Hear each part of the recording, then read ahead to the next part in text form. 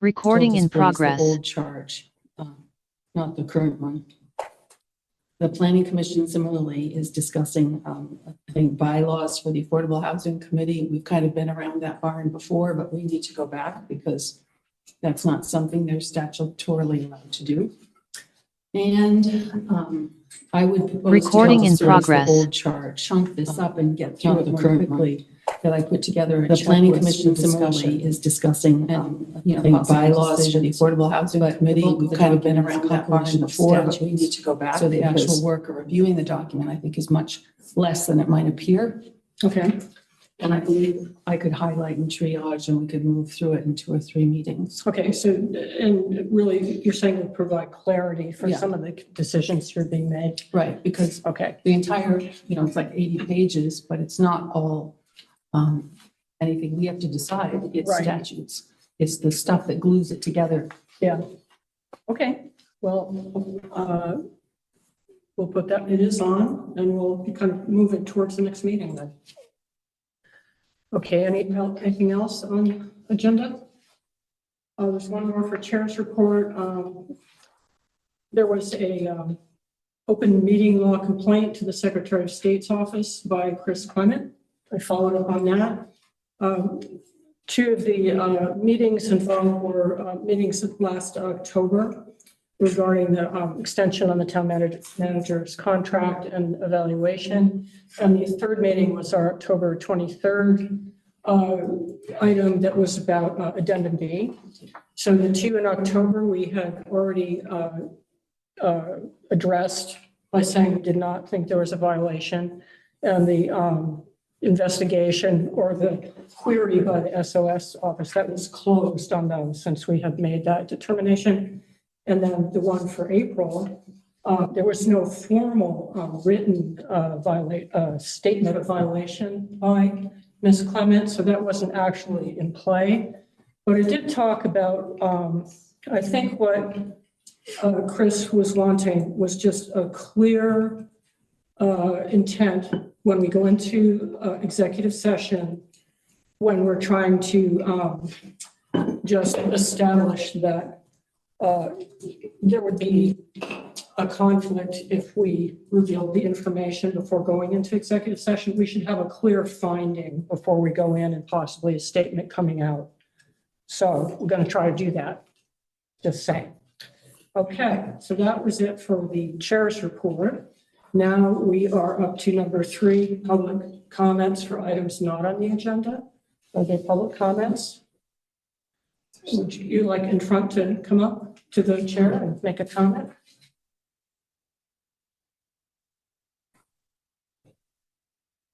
They have to have a full name.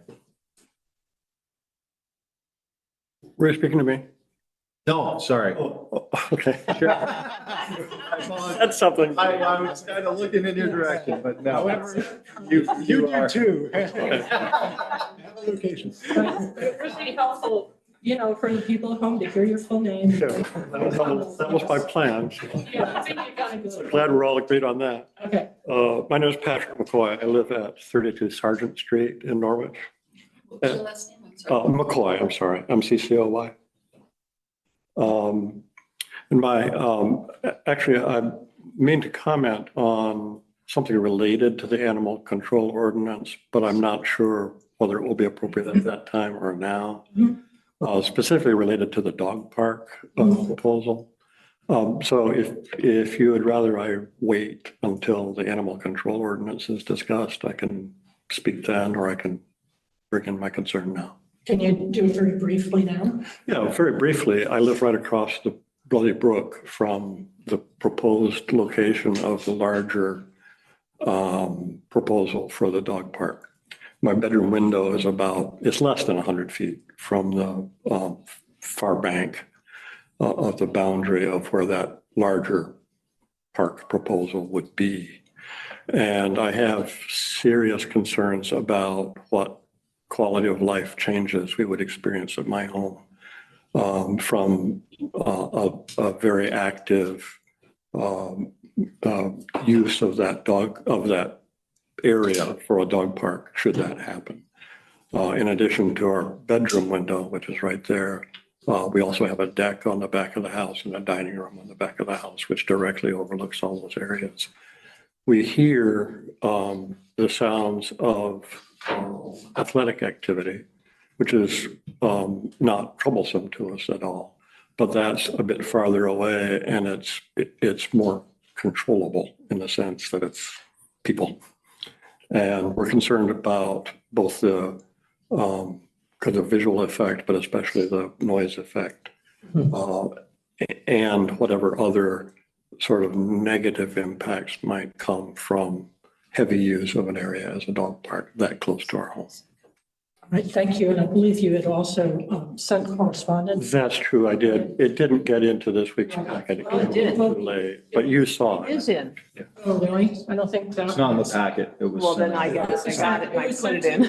It was sent to us, so it would be. Yeah, Britta, Okay, But I will put be it in in the mine.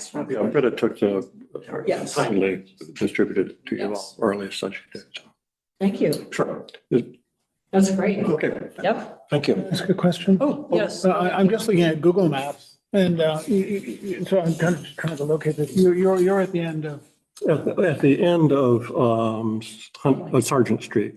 so you're about as close to the existing fields as you would be to the new proposed dog thing it looks Yeah, like. And I'm wondering if you've, If there weren't so many trees, You could probably see it. yeah, you can see it. It's kind of right there, yeah, okay. right there. So do you now notice, I'm curious what it is like now, Yeah, well, that far away, but this will be closer. yeah. Currently, there's a pathway that runs around the boundary of the meadow there that accommodates dog walkers, bicyclists, and strollers.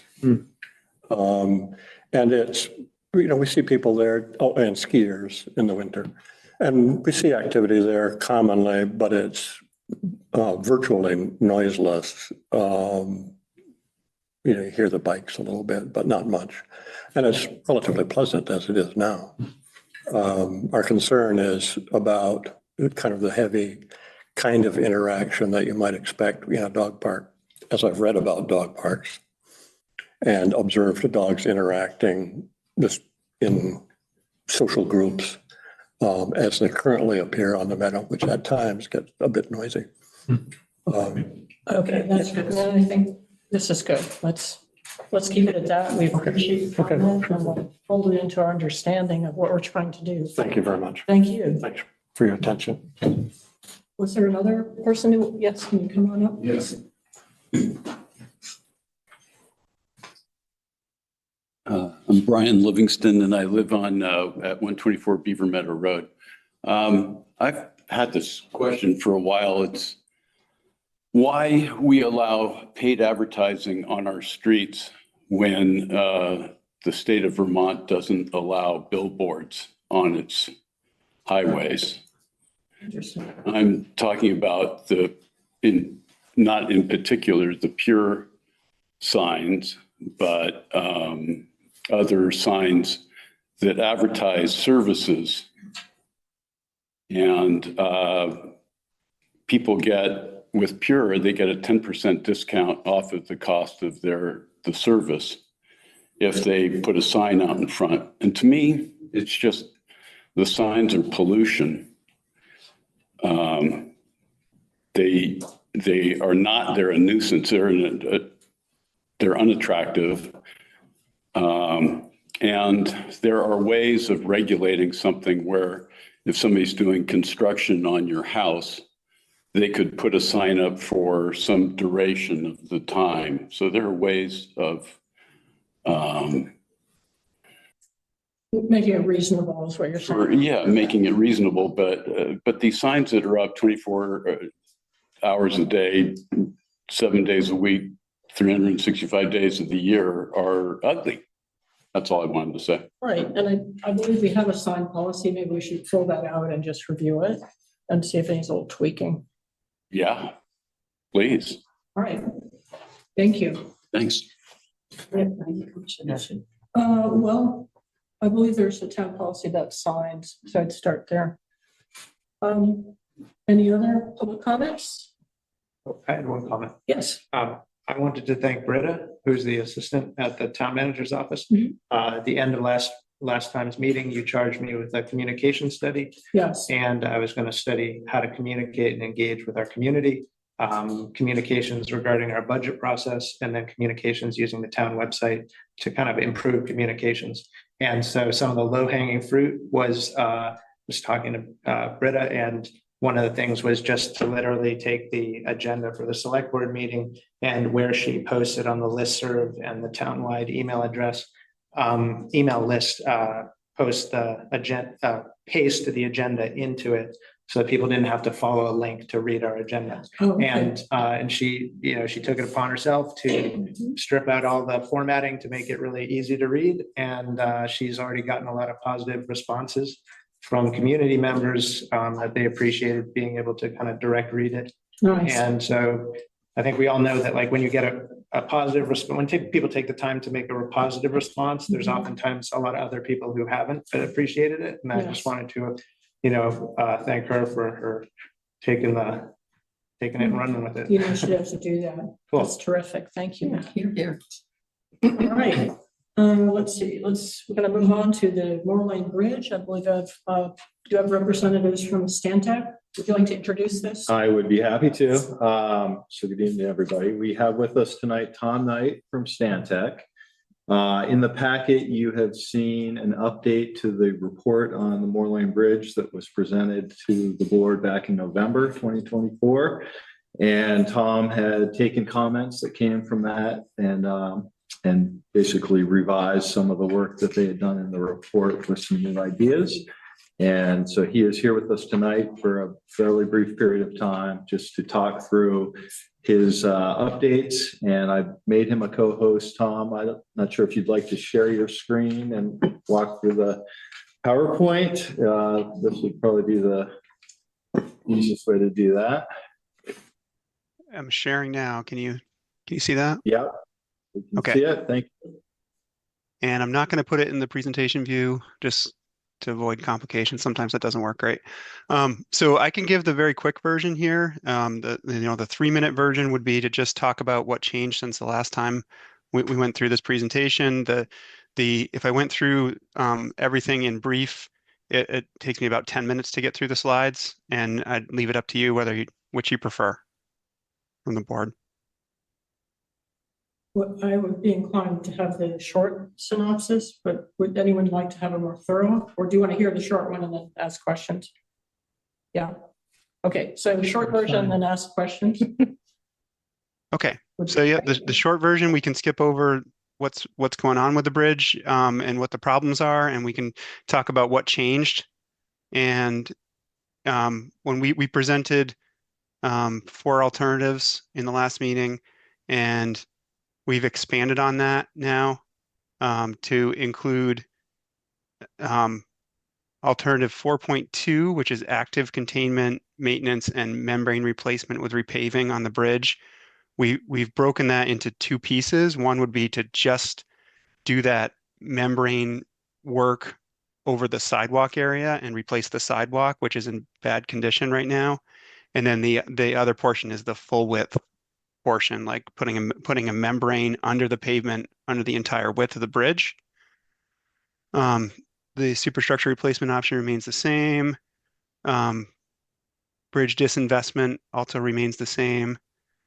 We were asked to look at a superstructure replacement with a pedestrian bridge, and so we added those costs and impacts into the decision matrix.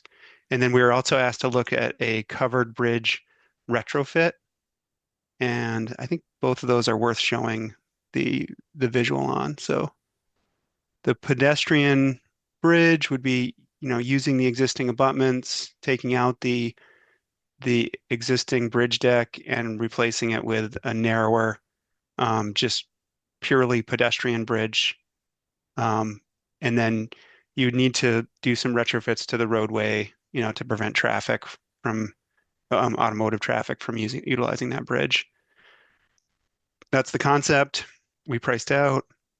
And then the covered bridge retrofit was an interesting idea that was brought to us from the public. We had talked about how one of the concerns with the emulsion in the existing bridge deck is when you get rain and water coming in from the top of the bridge deck, it tends to like mobilize the emulsion and make it leak out of the containment, or make a waterborne portion of that leak out from the containment. And so the idea was, could you put a cover on the bridge, like it wouldn't be a traditional covered bridge, but you could put a structure, a roof over the top, keep it dry in that regard, and it might be an aesthetic improvement. So we showed a little graphic here explaining what that might look like, and we have some costs associated with that. So we developed a recommendation based on these additional alternatives. And the brief version of the recommendation is, if funding were available from the state through the Town Highway Bridge Program immediately, or if there were other means of funding, we would recommend superstructure replacement. And that gets rid of the concern of the emulsion, and it just extends the service life of the bridge. It's relatively straightforward. It's just expensive. Given that funding normally takes 10 to 15 years to prioritize and kind of get your place in line for that funding, we are suggesting that you do something as a stopgap measure and put on a membrane and repave the structure, just to try and keep it dry from the top. And I have the alternatives matrix slide I can put up if there's discussion or questions, and I can give more information if you'd like. Could you make that slide full screen? Yes, I can. It's very difficult to see it. I believe this has the costs on it too. Yep. Let me get back there. Okay. It was in our packet too. I know. I just thought, I don't know if the public, it's still a little hard to read. Can you just tell us what the costs are of those two options? Well, maybe, Sure. yeah. So if we could go through Yeah, that would be good. total construction cost. Like the replacement of the deck versus the covered versus the membrane, with those three. Sure. So the full width membrane, we have a total construction cost of $125,000 and an estimated service life associated with that of 15 to 30 years. The superstructure replacement is $745,000. These should be rounder numbers than that, but it's in the $700,000 to $800,000 range. And that will give you a 50 to 75 year design life. And you'd also like to hear the covered? Covered, possibly pedestrian as well. Oh, sure. So the pedestrian is a little bit less expensive than the superstructure replacement. The structure itself costs less. That we're looking about $520,000 is the estimate, and that would have a similar design life of 50 to 75 years. And then the covering portion, we're estimating it at around $610,000, and that would have a 25 to 40 year design life. Any additional? That's pretty much everything, I think. Oops. Except for just maintaining it as we have been doing. Yeah, so the least expensive capital cost alternative is just paying the maintenance, but it's on an annual basis, you're talking about $8,000 is what right we've averaged out. And then there is an inexpensive option for bridge disinvestment, like taking the bridge superstructure out and making it a dead end road from both directions. And what we heard from the public last time, was there were EMS concerns about that, and definitely like the municipal services also use the bridge, and it would be difficult for them to do that. Right. All right, that's a pretty complete rundown, I think, of the options. We don't have to decide tonight. Are there any questions or comments from the board? Priscilla? I liked alternative 4.2A, which is the one $125,000. We put the membrane, so it's active containment like that, and it's a 15 to 30-year life, and the bridge is structurally sound, so it's got a lot of structural life left in it. So I'd come there before I got to their recommendations. Okay. Kima?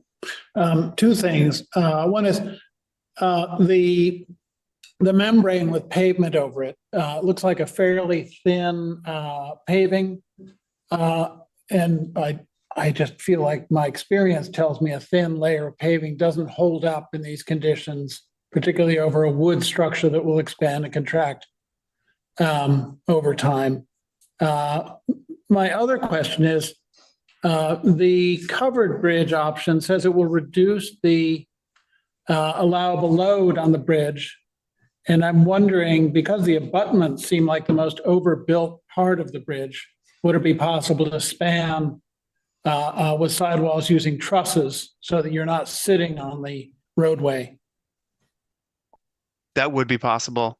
I think we didn't look at the cost associated with that, but that would, I think you'd add some cost by like, using a timber frame or maybe even steel beams within those walls, but that's definitely possible. Okay. It's also expensive. Well, it might be, yeah, but Well, I mean, it's expensive the way it's designed here, yeah. 610,000. To follow up on Kima's question about the what he was describing as the thin pavement over the membrane over a wood structure that expands and contracts. Can you speak to that? Or is there experience with applying a membrane to a timber? It is done all the time. It's done quite often. And it holds up. Yeah, I mean, any paving, it's about wear and tear that ruins the life of your paving. So it has a lot to do with the traffic, and the maintenance, the plowing. But it is done quite often and can hold up. And I think we gave a design life, so we think the short end design life there is 15 years. Yeah. I have two quick questions. The first one, I agree with Priscilla that I like the full membrane and then repave it. And I think that you went further and suggested that, what if we were to do that one, we could then decide how to put a sidewalk in. One way would be to kind of put a raised paved sidewalk, and the other way would be just to line it. Was I reading that correctly? Yes. Yep. Yeah. So alternative 2A has some options, like we could do bituminous raised pavement, and we're trying to look at the least expensive ways to do this, and definitely the top version here, paving just consistently across the whole deck and then using a striping instead of a raised sidewalk would be less expensive. So my question and my reason for asking that is to get your opinion whether, like, the goal of this is to just have it shed water as much water as possible, as quickly as possible. So is one of those two examples better at shedding the water, or are we really picking from two equal things and we just are picking based on like cost and aesthetics? I think they're equal from a performance standpoint. Okay. And I think people will quibble about the traffic implications about whether the raised sidewalk gives you a little more feel and protection versus the painted line, which, so I don't have an opinion on that. I think it really depends on the traffic at the actual bridge site. Okay, and then the other question I had was, there is an annual maintenance cost that's built into the annualized cost of this and all of them. And it kind of assumes essentially changing the medium underneath that traps anything that would happen to flow through. And so if this membrane was successful in preventing a lot of runoff from going through the structure, is it possible that we wouldn't have to change the media every year, and therefore, instead of, $5,000 a year, as is estimated here as an annual cost, that could be greatly reduced if we changed it every other year or every 3 years. Is the possibility that like the annualized costs on this alternative, if it's effective, is actually like a lot lower than what you're predicting. Yeah, and I wouldn't say a lot lower, but there's definitely that potential for like deferring that maintenance schedule. That's the idea. If you can keep it as a completely dry structure, I think you will reduce that. We haven't proven that out yet. Okay.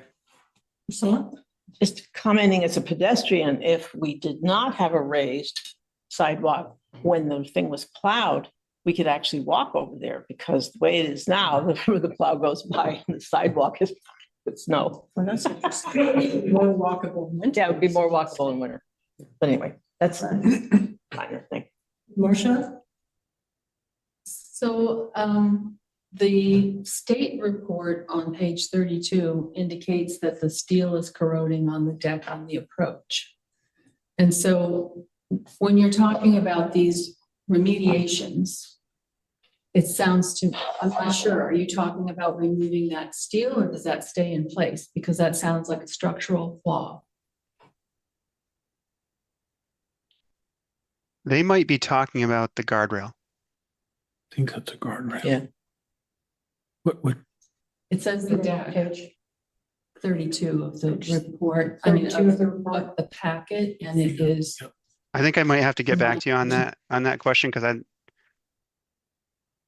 to my knowledge, there's no structural steel. Okay.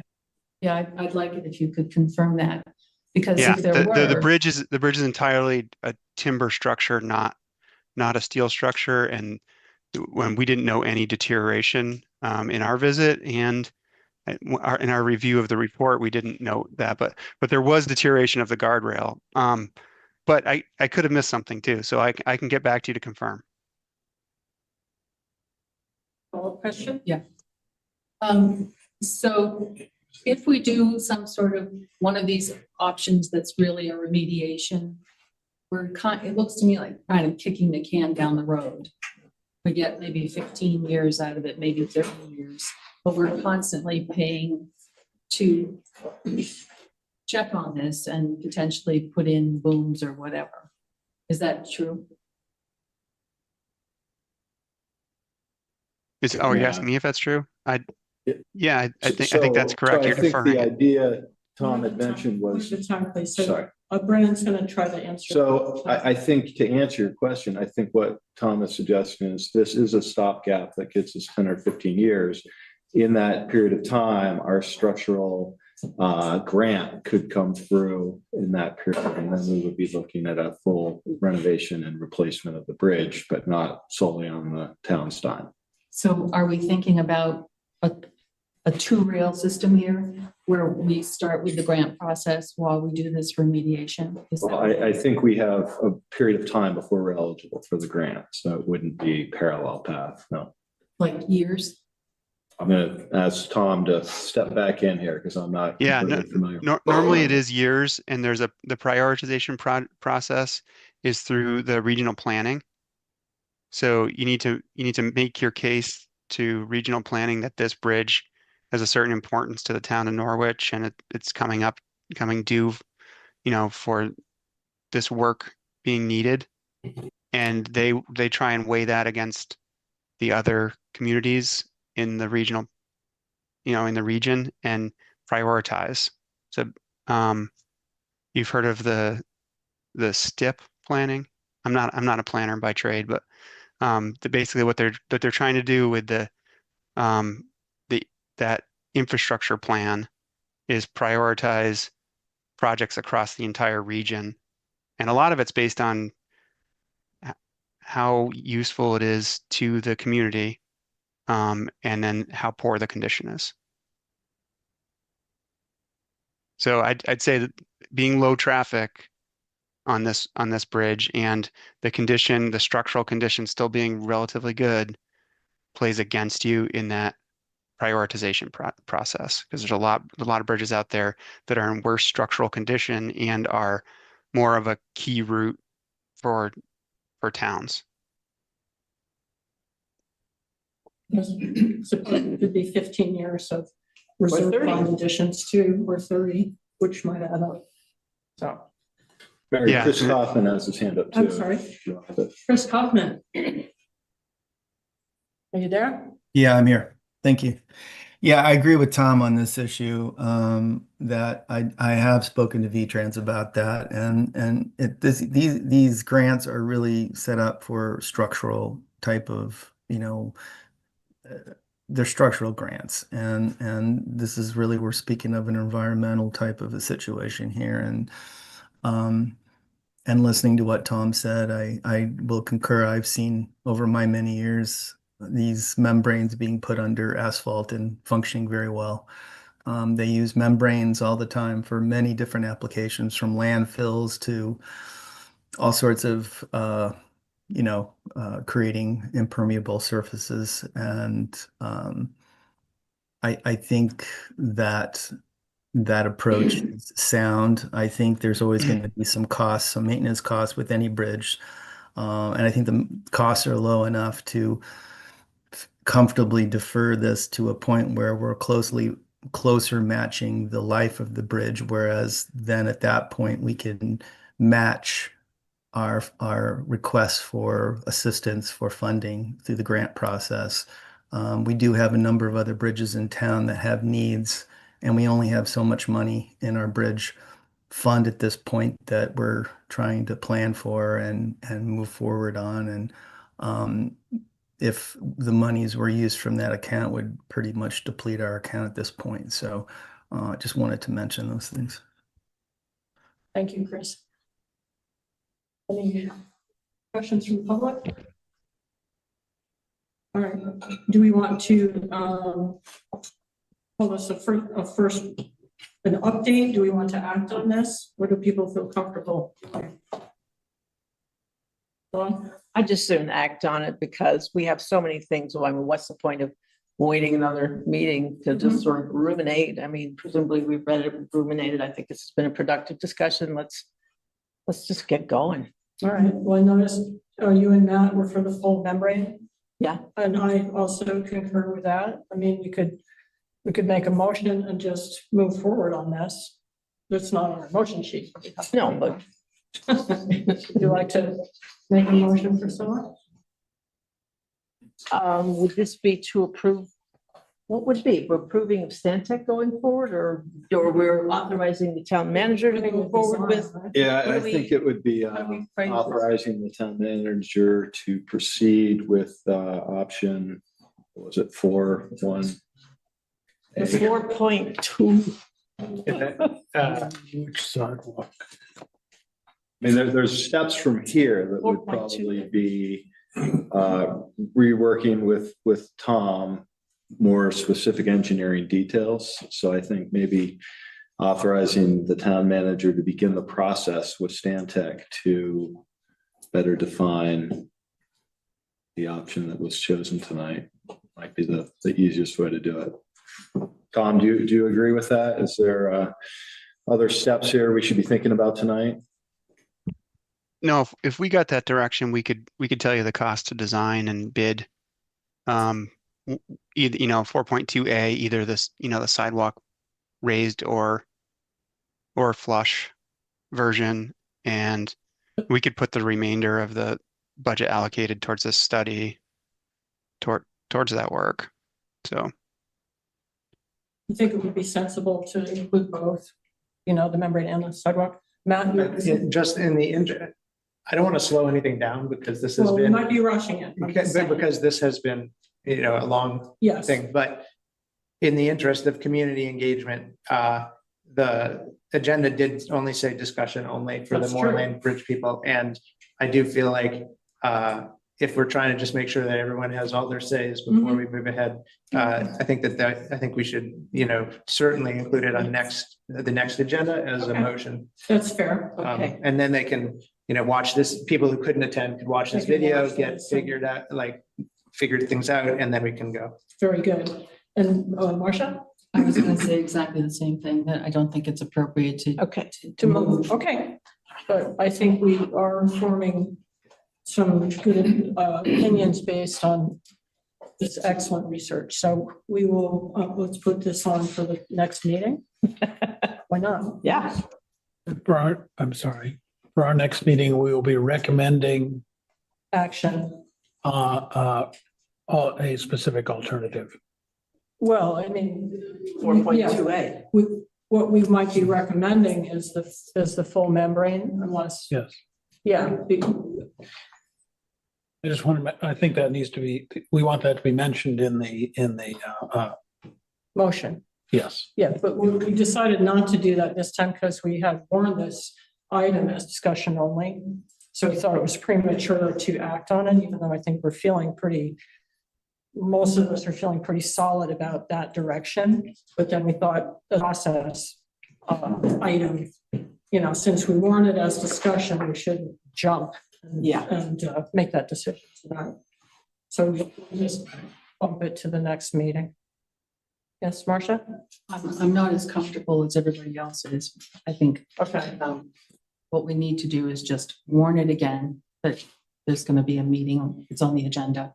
And I don't know what to put, well, I guess maybe put it in again in the packet so that people can see it. Okay, and do we have sufficient knowledge? We have Tom here tonight, but do we have enough knowledge to make the decision? What'd you I say? don't know, you were good. I mean, if you can just assure me that there's no structural issues that we're covering up. This is directed, Tom, do you want to? I can close the loop on that. I Sure, can't do it at the moment, but I can close the loop with Brennan and he can report back to the board. Okay, that would be good. Any other requests like that? Besides a structural question? Okay, so that's good. Thank you very much for, presenting this and also for the work that Stantec has done. This is helpful in a very difficult situation with the effluent discharge. Glad to help. Thank you. Yes. Thank you. Thanks, Tom. And thanks to Chris too. yeah. All right, so now we're on to agenda item number 5, the listers update on the Townwide Reappraisal. Mary, may I just Yes, go run a ahead. show question here? So in the waiting room, I do have one person, it's the first name with an iPad that I have not let in due to our criteria of having to have a full name. So if someone's watching this, it is in the messages as well. And I lost a waiting room attendee who was a first name, or I'm sorry, a first initial last name. So just to be clear with anyone who is trying to enter, we just need to have a first name and a last name associated with you so that we know you're a real person and can be admitted due to Zoom bombing in the past.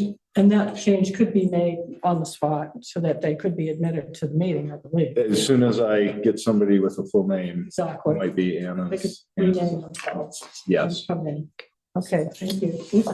Chris Hoffman has, Chris, is your hand up to make a further comment on the? Well, it's more of a request. I don't know if we could talk about the road repairs since I'm on now before the animal control stuff, because I think that's been very volatile and it's 45 minutes of discussion, probably maybe extended. And I didn't know if that would be throwing everybody overboard here, but I thought I'd ask. Yes, we didn't consider the order. So technically, I've been studying our open meeting laws. If we're gonna change the agenda, we had to do that. It's the first order of business, so. Not the order, no. No? Okay, The well, order can change, but not the content. I actually looked at that today, so I'm certain. okay, well then I have no objection.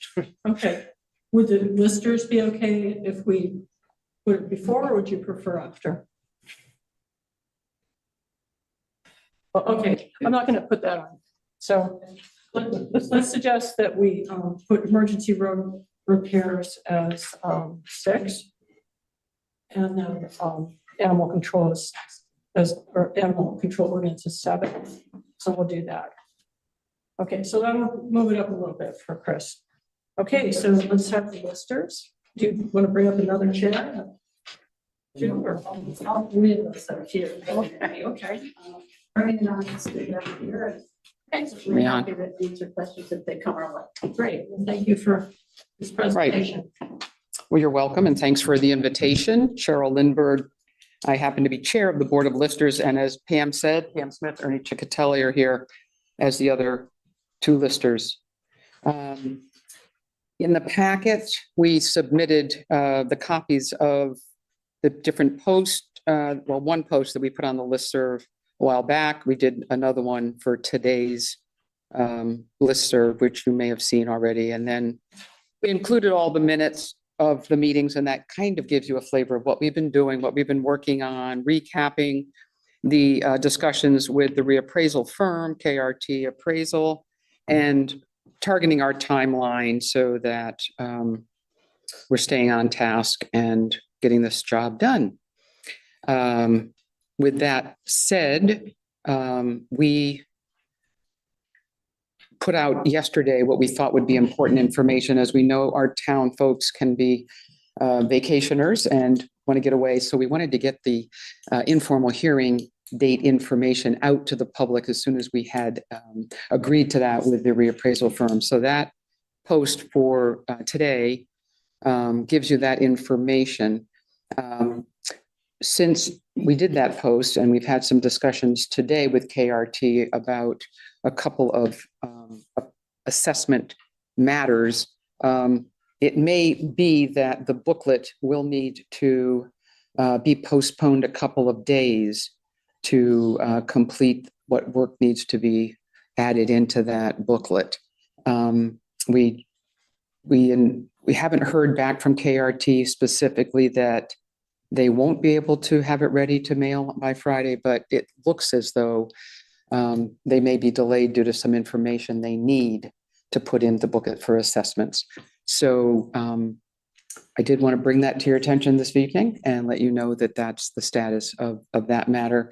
Whether or not we need to come back then at a later, well, at your next meeting, to ask for an extension of filing the abstract would be something we would know in the next few days.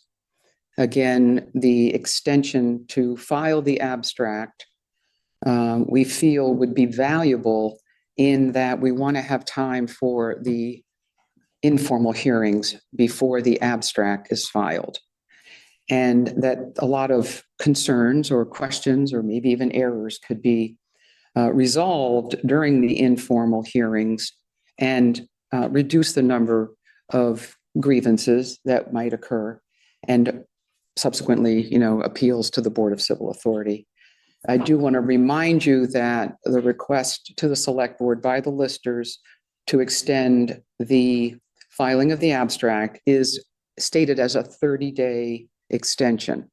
However, that's the maximum. We can just extend a day or two. So the window is 30, but we've often in the past, when asked for an extension, have only needed a few more days to complete the work that gets us to an abstract to be filed. And again, everybody in town will more than likely, I can't imagine won't, receive a change of assessment letter, which comes out concurrent with the abstract. So that work is intense, and a lot of focus needs to be placed on that effort to make sure it's done correctly. And so again, that is the update I can provide for you this evening on what we're doing. But otherwise, things are moving forward with the land tables. We're still having some questions, but some of that could be resolved without delaying the booklet. But with these assessments that need to be finalized for that booklet would possibly delay it. So that's what I can tell you. Questions? My only question, so on Thursday afternoon, it sounded like they had everything they needed at the meeting. So is there something specific that was missing or neglected? Is this on them? Is this a thing the listers hadn't provided, or where did this get hung up, I guess? So it's not anything that the listers did not provide. So that I would like to make clear. The listers have worked religiously with KRT to pull them along and get this done. So assure you all that it is not the listers that are delaying anything. That said, there are areas of town that have specific assessment requirements, and one of those is the group of homes on Star Lake Village, where there are covenants. And we recently did this come to their attention at KRT, and they need to get that information from Twin Pines Housing Trust and get those assessments figured out and what the covenant reduction is for those, and that's part of their work. And unfortunately, they didn't think of it 6 months ago when they were not busy doing other things. And now at the moment we're at, they could have been doing this a while ago. So I will state that as a fact, but we've worked with them to push along as much as we can, and we're now waiting for Twin Pines Housing Trust to respond to their request. Thank you. Are there other questions for Cheryl? Kimo? Can you make me more familiar? You said the process is that there's some informal reviews before the document goes out.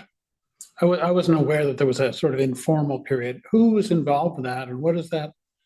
So the informal hearings that have been part of the reappraisal processes, mostly that is the reason to do them in a reappraisal of an entire town. When people receive the booklet, they will have the last grand list value, and they'll have the new proposed value assessment. I should use the word assessment. And so they'll look at that in shock and say, yikes, how did they come to that? Yeah. So these informal hearings are an opportunity for people to come and meet up with KRT and look over what they might like to find out more detail about, property record cards, support the assessment of each parcel. And so people will want to look at those and see if something is wrong or why. And hey, I looked at my neighbors is here, I'm here. How did you come to those two conclusions when we're on the same road or something? So it gives KRT an opportunity to respond to concerns that really don't need to happen as a grievance, and maybe can correct with lister approval any changes from those hearings. And so we set them up with sort of 3 days staggered times so that we're covering day, afternoons, and then evenings, so that individuals in the town can hopefully, get the one that works best for them. We'll have to do it as organized as possible. We have our ideas for organizing that. It'll be right in this room. And that helps to eliminate misunderstanding, maybe an error or something from the work that got done to date, and get corrected. And then the abstract becomes the official assessment at that point. So if we can correct something prior to the abstract, it makes for a better, we think, and we've gone over this back and forth, but anybody can always grieve, but that's just a step to help reduce them. Okay, thanks. Other questions?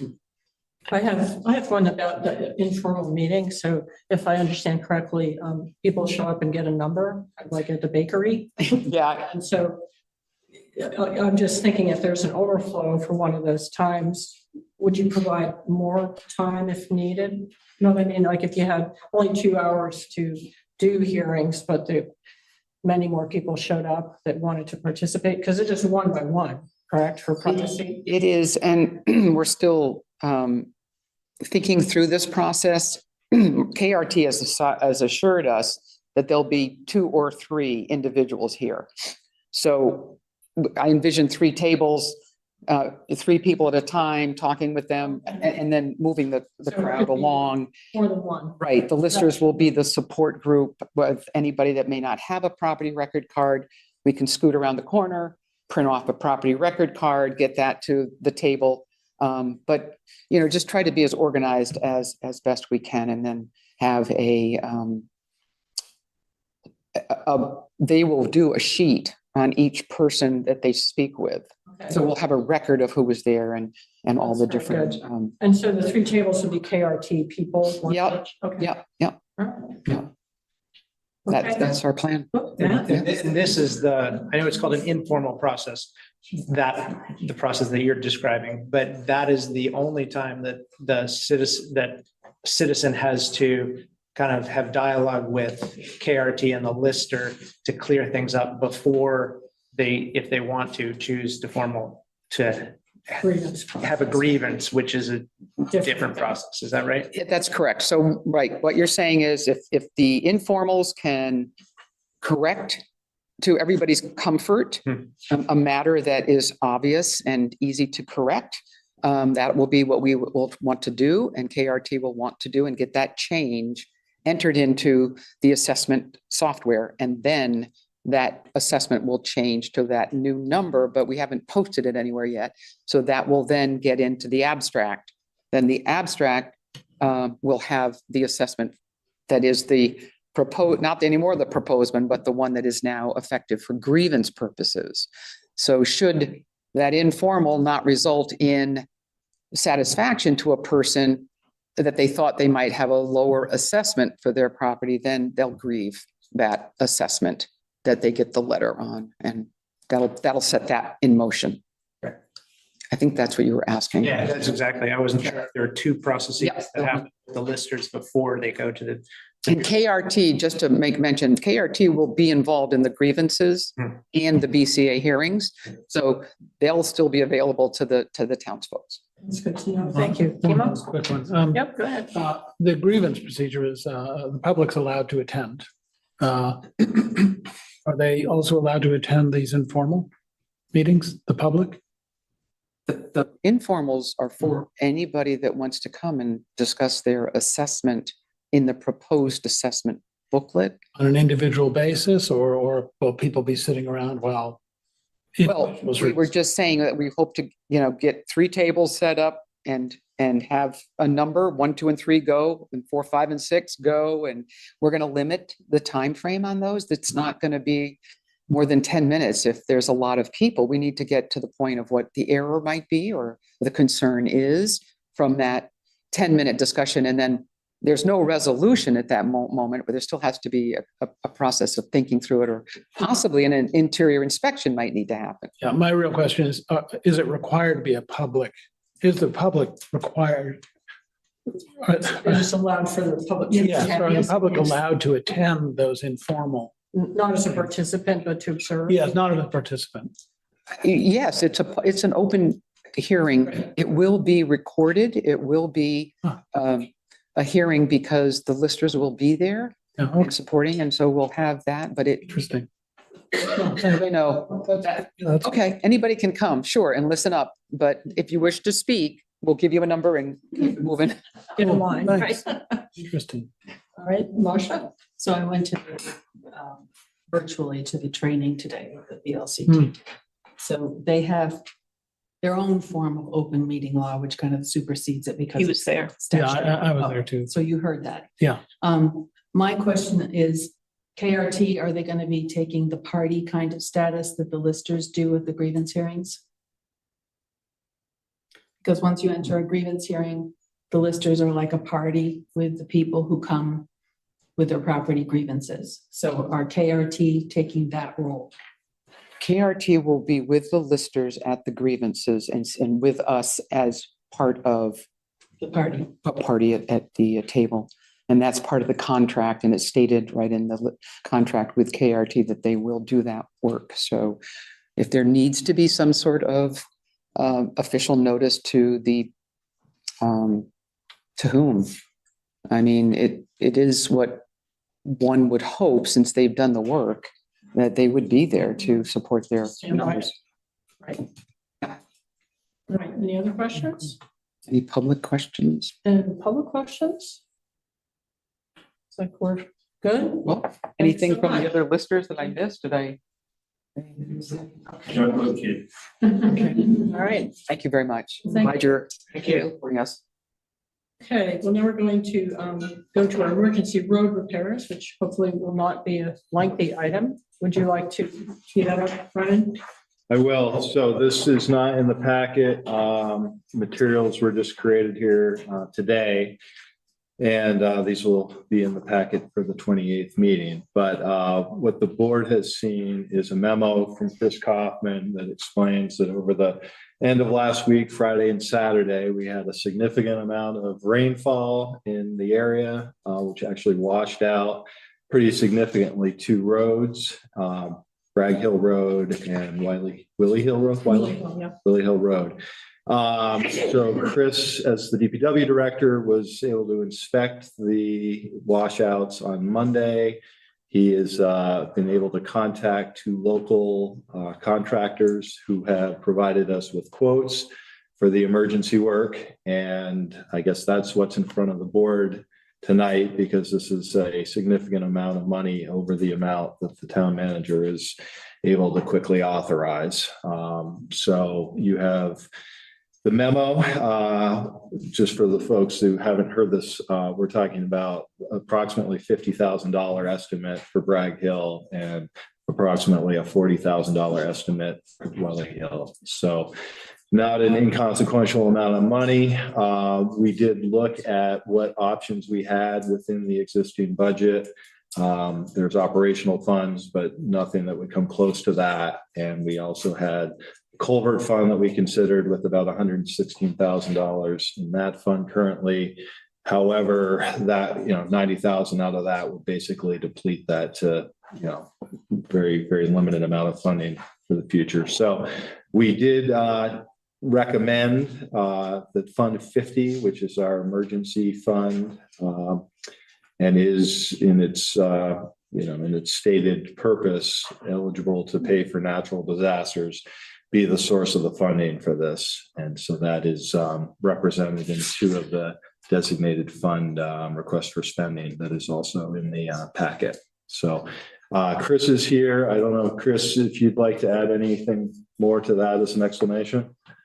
I don't think so. I think it's pretty self-explanatory. I mean, the problem up on Bragg Hill was the fact that the slope had been unstable for years in this specific location, as well as the undersized culvert that has been unfortunately contributing to the problem with flows going over the road and coming down the slope. And eventually, we've lost almost half of the road. Currently, it's coned off, and we are going to have to do some guardrail replacement, and we just need to get up there and have somebody get that work done, because we're expecting more rain this weekend, and we're hoping that it doesn't get worse. But if it gets worse, then we'll probably have to just close the road off and reroute traffic. On Willie Hill, it's the same issue. We had a undersized culvert that has been unfortunately causing some problems downstream along the stormwater ditch and along the sides of the road, which has once again caused more problems. And as the intensity and the duration of storm events are continuing to wreak havoc, not only in Norwich, but across the state. And as I've said, I'm doing everything I can to try to, increase the size of these culverts to try to minimize future impacts. And so, this is just one of the opportunities where I feel like we need to get these culverts replaced so we're better able to handle future storms. Thank you, Chris. Other questions? I have a quick question. I'm not sure if this makes any difference, because I'm not sure what the actual culverts cost, but in the effort of preserving the emergency fund, is it possible to pull money from both funds, the bulk of it from the emergency reserve fund, and then the cost of the culverts from the culvert fund? And maybe in this situation, we just should move forward and do what's requested now, but clearly this is going to happen in the future. Like you mentioned, this is something that's probably going to continue to hit us. Is it worth tapping into the culvert fund to buy the culverts, or are they a very nominal fee and it doesn't really matter? Well, I think the culverts, have a price. I think it depends, but I think it's really the labor and the equipment here that are, we have to harden the stormwater ditch, and we have to repair that. And so I would say the bulk of the cost is the equipment and the labor time for the contractor to do the work. Smaller part is the culvert purchase itself. But you know, that is in terms of what bucket we use, you know, I'm open to whatever bucket in terms of money buckets we use to do it. But I think for right now, for this particular one, I'd like to just get the ball rolling and get these projects, you know, buttoned up as soon as possible so they don't worsen. Thank you. Marcia? So my question, Chris, I know that you've been working on the 1,000 culverts that we have in town and concerned about making them larger. And this says that part of the problem was that it was too small. So I assume you're going to be putting in a larger culvert there. Is that true? Yes, we're increasing the size of the culverts there, and these culverts were noted in the culvert inventory report as being either insufficient sized or corroded or, you know, poor condition. So. Follow up, Marcia? Yeah. So were we planning to have this one done at a certain time so that it was in line and we were going to get funding for it? I mean, it's kind of a question away because we need to do it, but I'm just wondering where it was in the chain. Yeah, I mean, as you know, we have so many culverts that to put them in an order that, you know, I try to pick the worst of the worst, and then I try to match those with more closely with future paving jobs we have to do so that we're not paving over really poor culverts. So my focus generally tends to be try to get every culvert we can there in poor condition in our future paving opportunities. And I try to align those. And now that we actually have a culvert budget, I'm going to be able to tackle more of those in a little bit quicker situation. So yeah, these were obviously one of the ones that were in the future to be done, but unfortunately, you know, these wreaked havoc before we were able to get out there and replace them. Thank you. All right, any other questions? Oh, Pam Smith, want to come up? Yeah. Pam Smith, former select board member and participant in setting the budget that will begin in about 6 weeks' time. As you may recall, 2 years ago, we were told that the culvert fund would need another $50,000 in the FY26 budget, but the board received a request for $200,000. So my question is, if we have $116,000 in the fund now with another $200,000 going to be plunked in there in about 6 weeks' time, why wouldn't we use the fund that was created for this very purpose? Okay, thank you. I can try to answer that, which would be, this is not specifically a culvert project. This is a road repair project that has culverts involved. Okay, an answer. Any other questions or comments from the public? All right, could I have a motion for number 7? I move to approve the expenditure of the following amounts from Fund 50 unanticipated expense emergency reserve. $50,000 for road repairs to Bragg Hill Road and $40,000 for road repairs to Bradley Hill Road. Have a second? Second. Okay. Voting. Marcia, how do you vote? Yes. Ema? Yes. Priscilla? Yes. Matt?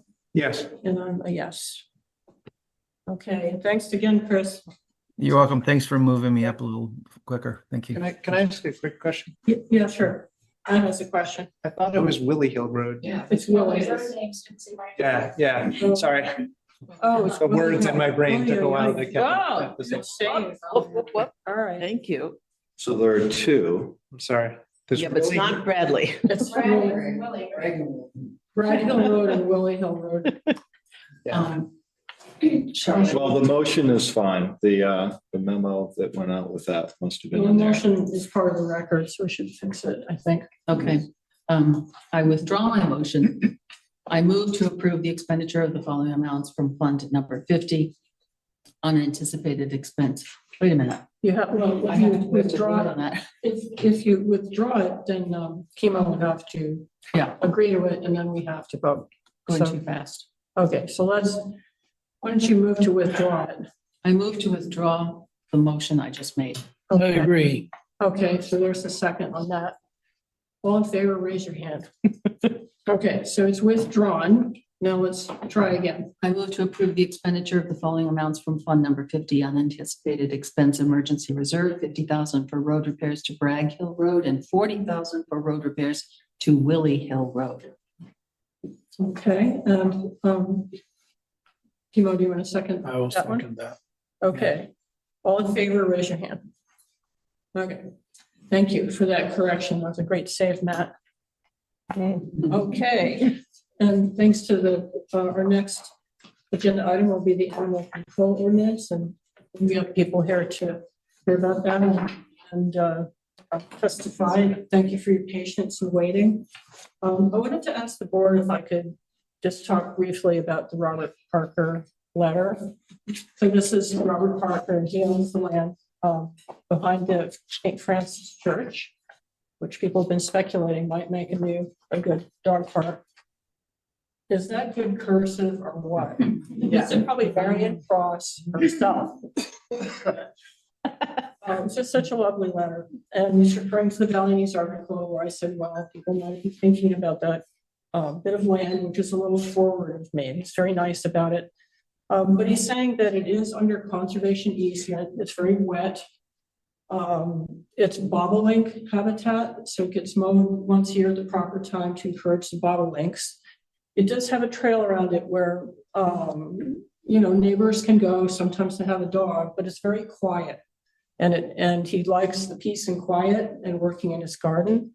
And he thinks maybe it's just not the spot for a dog park. And then, so that's the essence of the letter. And I thought I'd send it down to Brennan to scan in because it's not an email, but it's. Sure, for the next packet. And also this is part of the key thinking. It's a key piece of fact or how we can continue to work on the animal ordinance. Maybe pass it down to Brennan.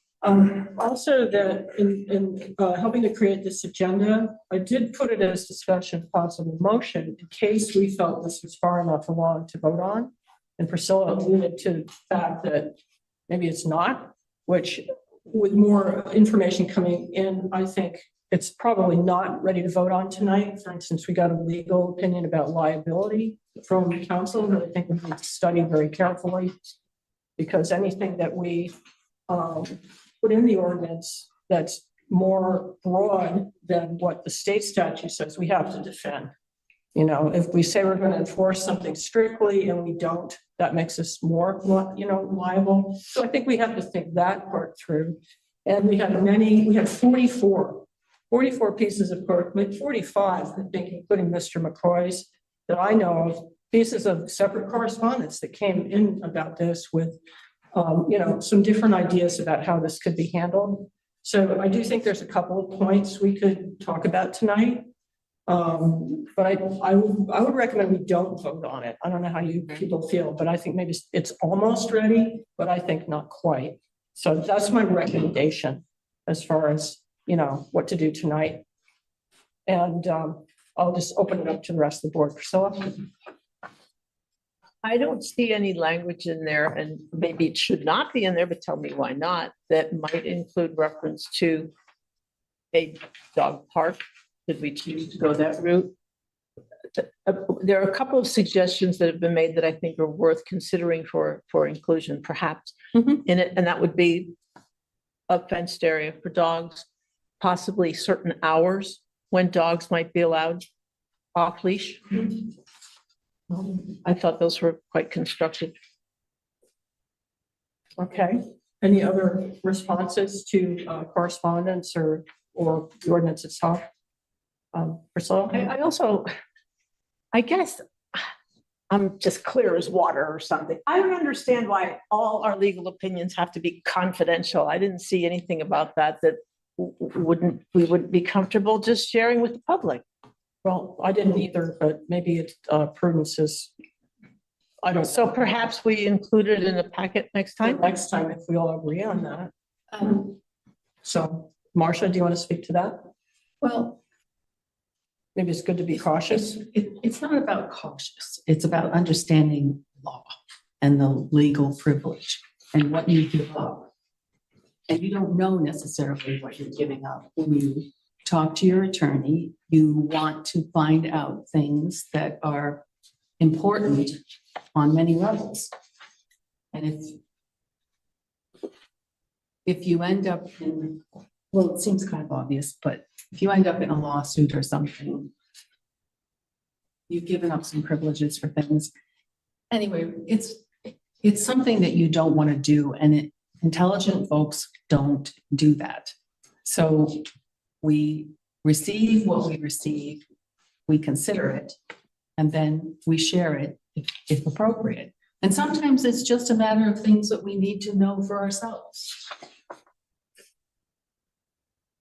So I think it would be foolish to just say anything that comes from council, we just share. No, I wasn't implying that, but I didn't see why that one should be. Okay, well, I think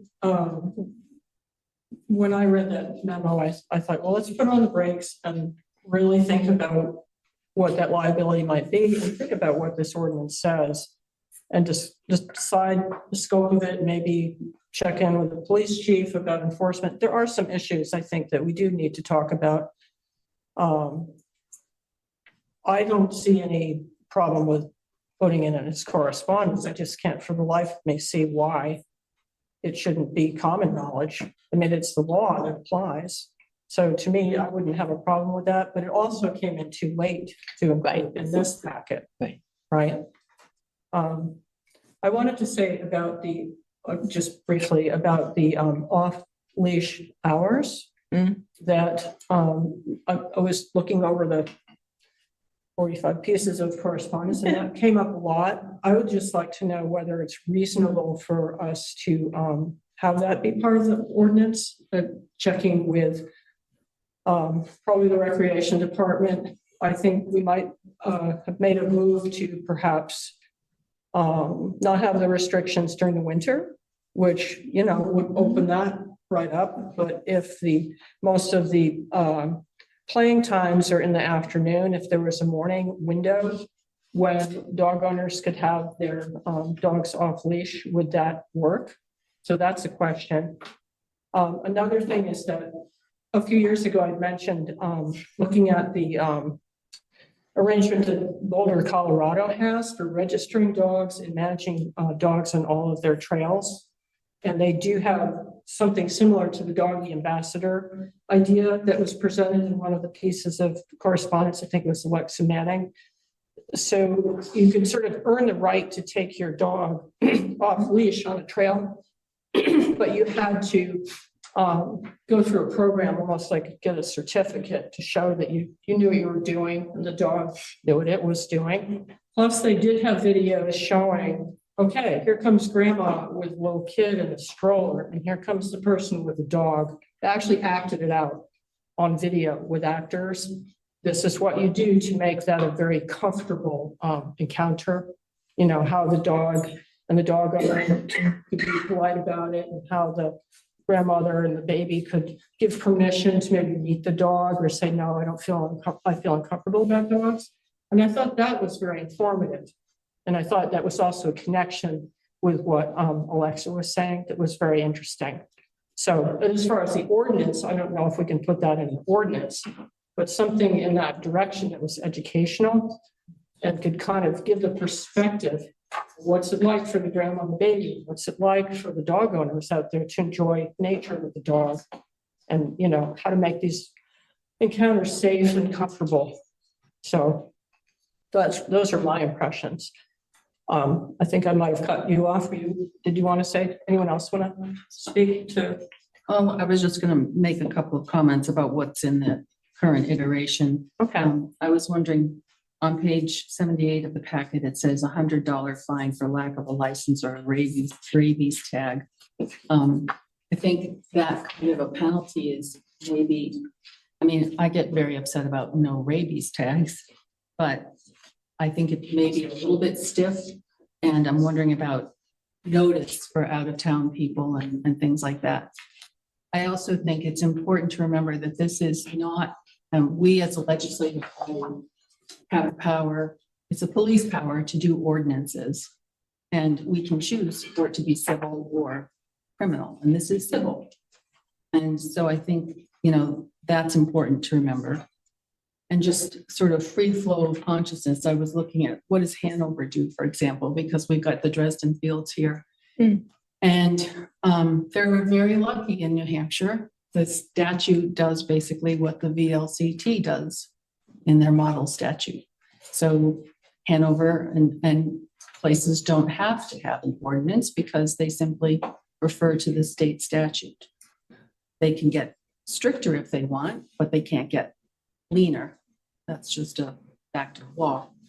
And then page 84 of the packet, section 13A, I was wondering if there was a typo. It says, should the word is while marked. I'm wondering if it should be where marked, because it's talking about when animals are on the field.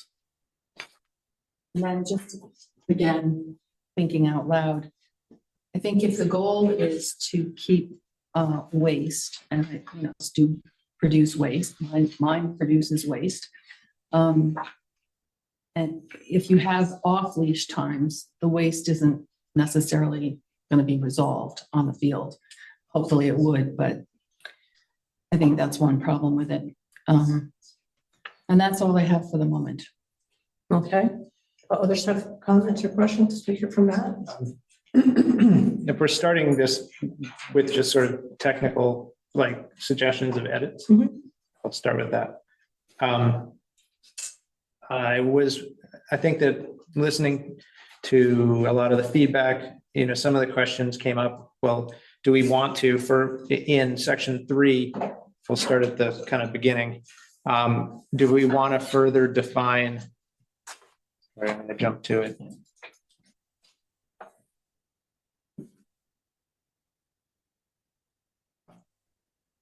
So it'd be on page 76, under running at large. Do we want to clearly define? Some of this was just, I think a lot of things were definition based, at least initially. What do we want to clearly define what verbal or nonverbal control of its owner means? Is that too amorphous? Is that too detailed? To spell out? Is that what you mean? Or do we want? That is very open ended. That statement. Yes. I would almost, if this was written by a lawyer, I would guess that it's intended to be somewhat open-ended. I see. And so, but do we, I know that I've heard recommendations, let's not tweak this because this was written, this is kind of the best practices. But we could consider tweaking that to defining what verbal control or non-verbal control means. On section, I think it was 5B, Sawyer might have brought this one up, and I thought it was fairly astute for getting into the weeds here. It seems like newly acquired animals older than 6 months must be licensed immediately. It seems like if the sentence above that says you have 30 days to register an animal after it reaches the age of 6 months, it seems like it would be fair to say newly acquired animals older than 6 months must be licensed immediately after 30 days.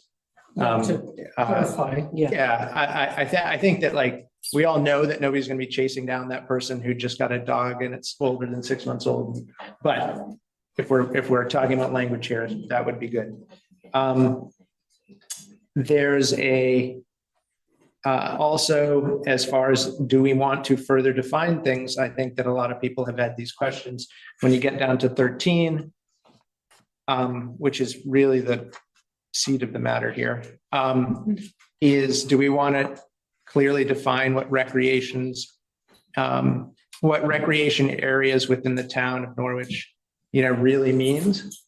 I think that when both the town manager and Bree wrote their memos, I think it was very helpful for them to define what those recreation areas are. Yes.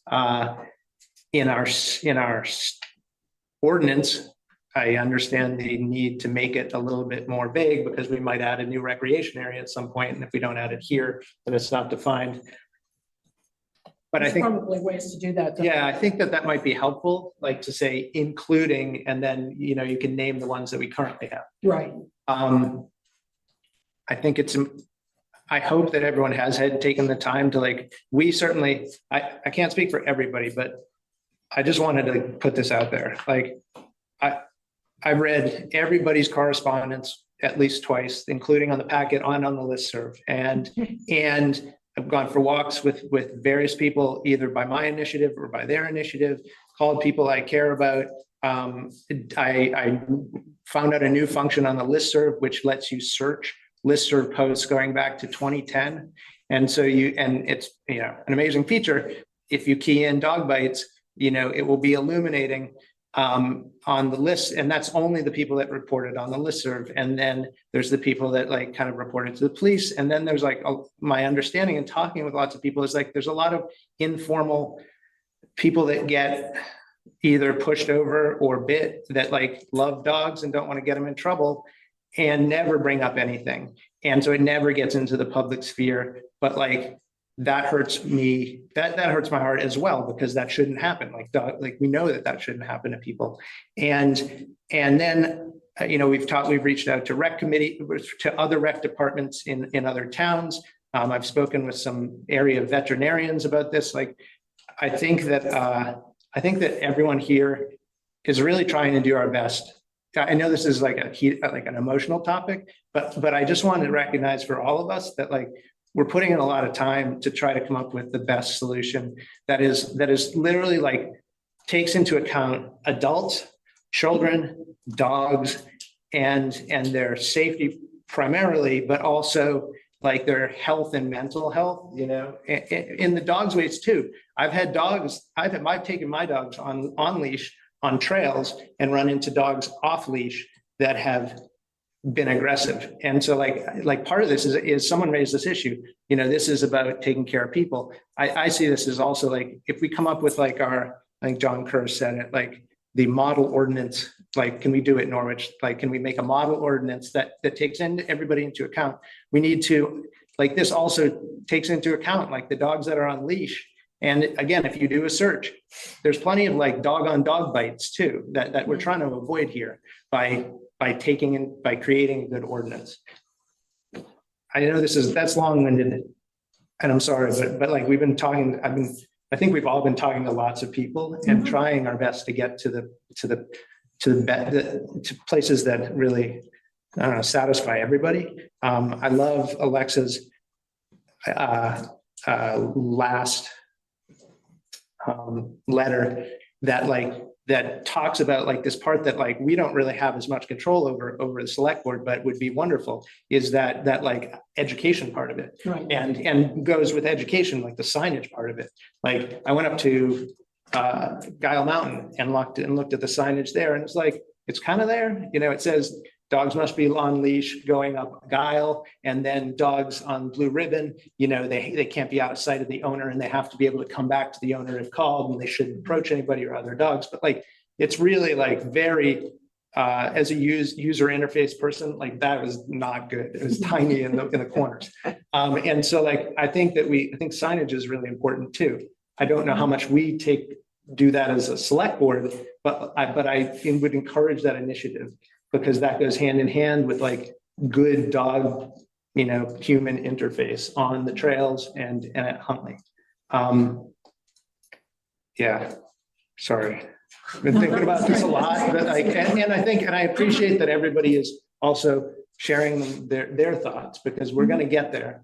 And like, if we can pick at some of the edits that we want to make, and then maybe talk about some of the language that we could put in here.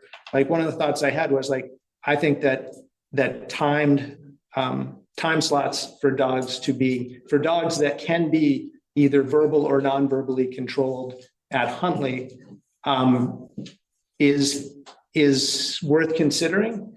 And so if we could add some sort of vague lawyer language into section 13 that says, you know, something like the town may post hours at specific recreation areas in which dogs may be unleashed under verbal or non-verbal control. Because that leaves it flexible. Yeah, exactly. It lets us it gives us that opportunity. And then we can kind of like further discuss that topic while being able to pass this ordinance. And I'm not advocating that tonight, but like I'm saying that we could put in language that lets us kind of appease everybody and pass the ordinance and then like discuss each like hours down at Huntley or the dog park and how it might, or I prefer to call it the fenced in dog meadow. Because I feel like dog parks are like these small things like shoehorned into the middle of the city and they're not good. And the way that when I've talked to the vets, like an acre and a half worth of fenced in meadow is like a different place than a dog park. That's what I got. All right, thank you. That's great. Kimo? Can I just add something quickly? I agree. And another name might be a dog field. You know, we have playing fields and we could have a dog field. And I mean, right now, we've had the same. I think I've really appreciated the letters and the discussion. I think we're having a model of discourse that is very positive. Yep. And I think we'll end up in the right place. I think if you imagine dog owners coming to a town that didn't allow dogs to run and getting together and saying, you know, I wish my dog could run. I wish my dog could run. What could we do to convince this town that our dog should be allowed to run? And you would come up with a set of policies that would allow people to agree, yes, your dog can run. And that's kind of what we're looking We're trying to do that, yeah. So if you look at it from that side, which I think Alexis, very helpful to have some of that started in one of your last missives, that would be, from my perspective, a way to Amend kind of- or draft or something, maybe to include, if there's a reasonable way to do that. Yeah. And to define the standard for under control. I think that's reasonable to define that. Yeah. And then, adopt that. This is all going to be self-policing in the end. Well, the canine ambassador has a lot of potential to be actually fun. What if we had canine of the year, Not just citizen, canine citizen, we could have some fun with that. That's funny. I most approved, I did want to say one more thing. So in some of the correspondences that came up, people were saying this is not an issue. That we're making an issue of this, and I respectfully disagree, because when I went back through, even just like the listserv is like a subset of what's really going on, right? And I go through the listserv, just search on dog bite since 2010, and like there are a fair number of dog bites. There are a fair number of dog on people bites, dog on dog bites, people complaining about really bad interactions, noises, noise stuff. And then in 2014, so as Brendan pointed out, we're here because in 2024, a child got bit at Huntley.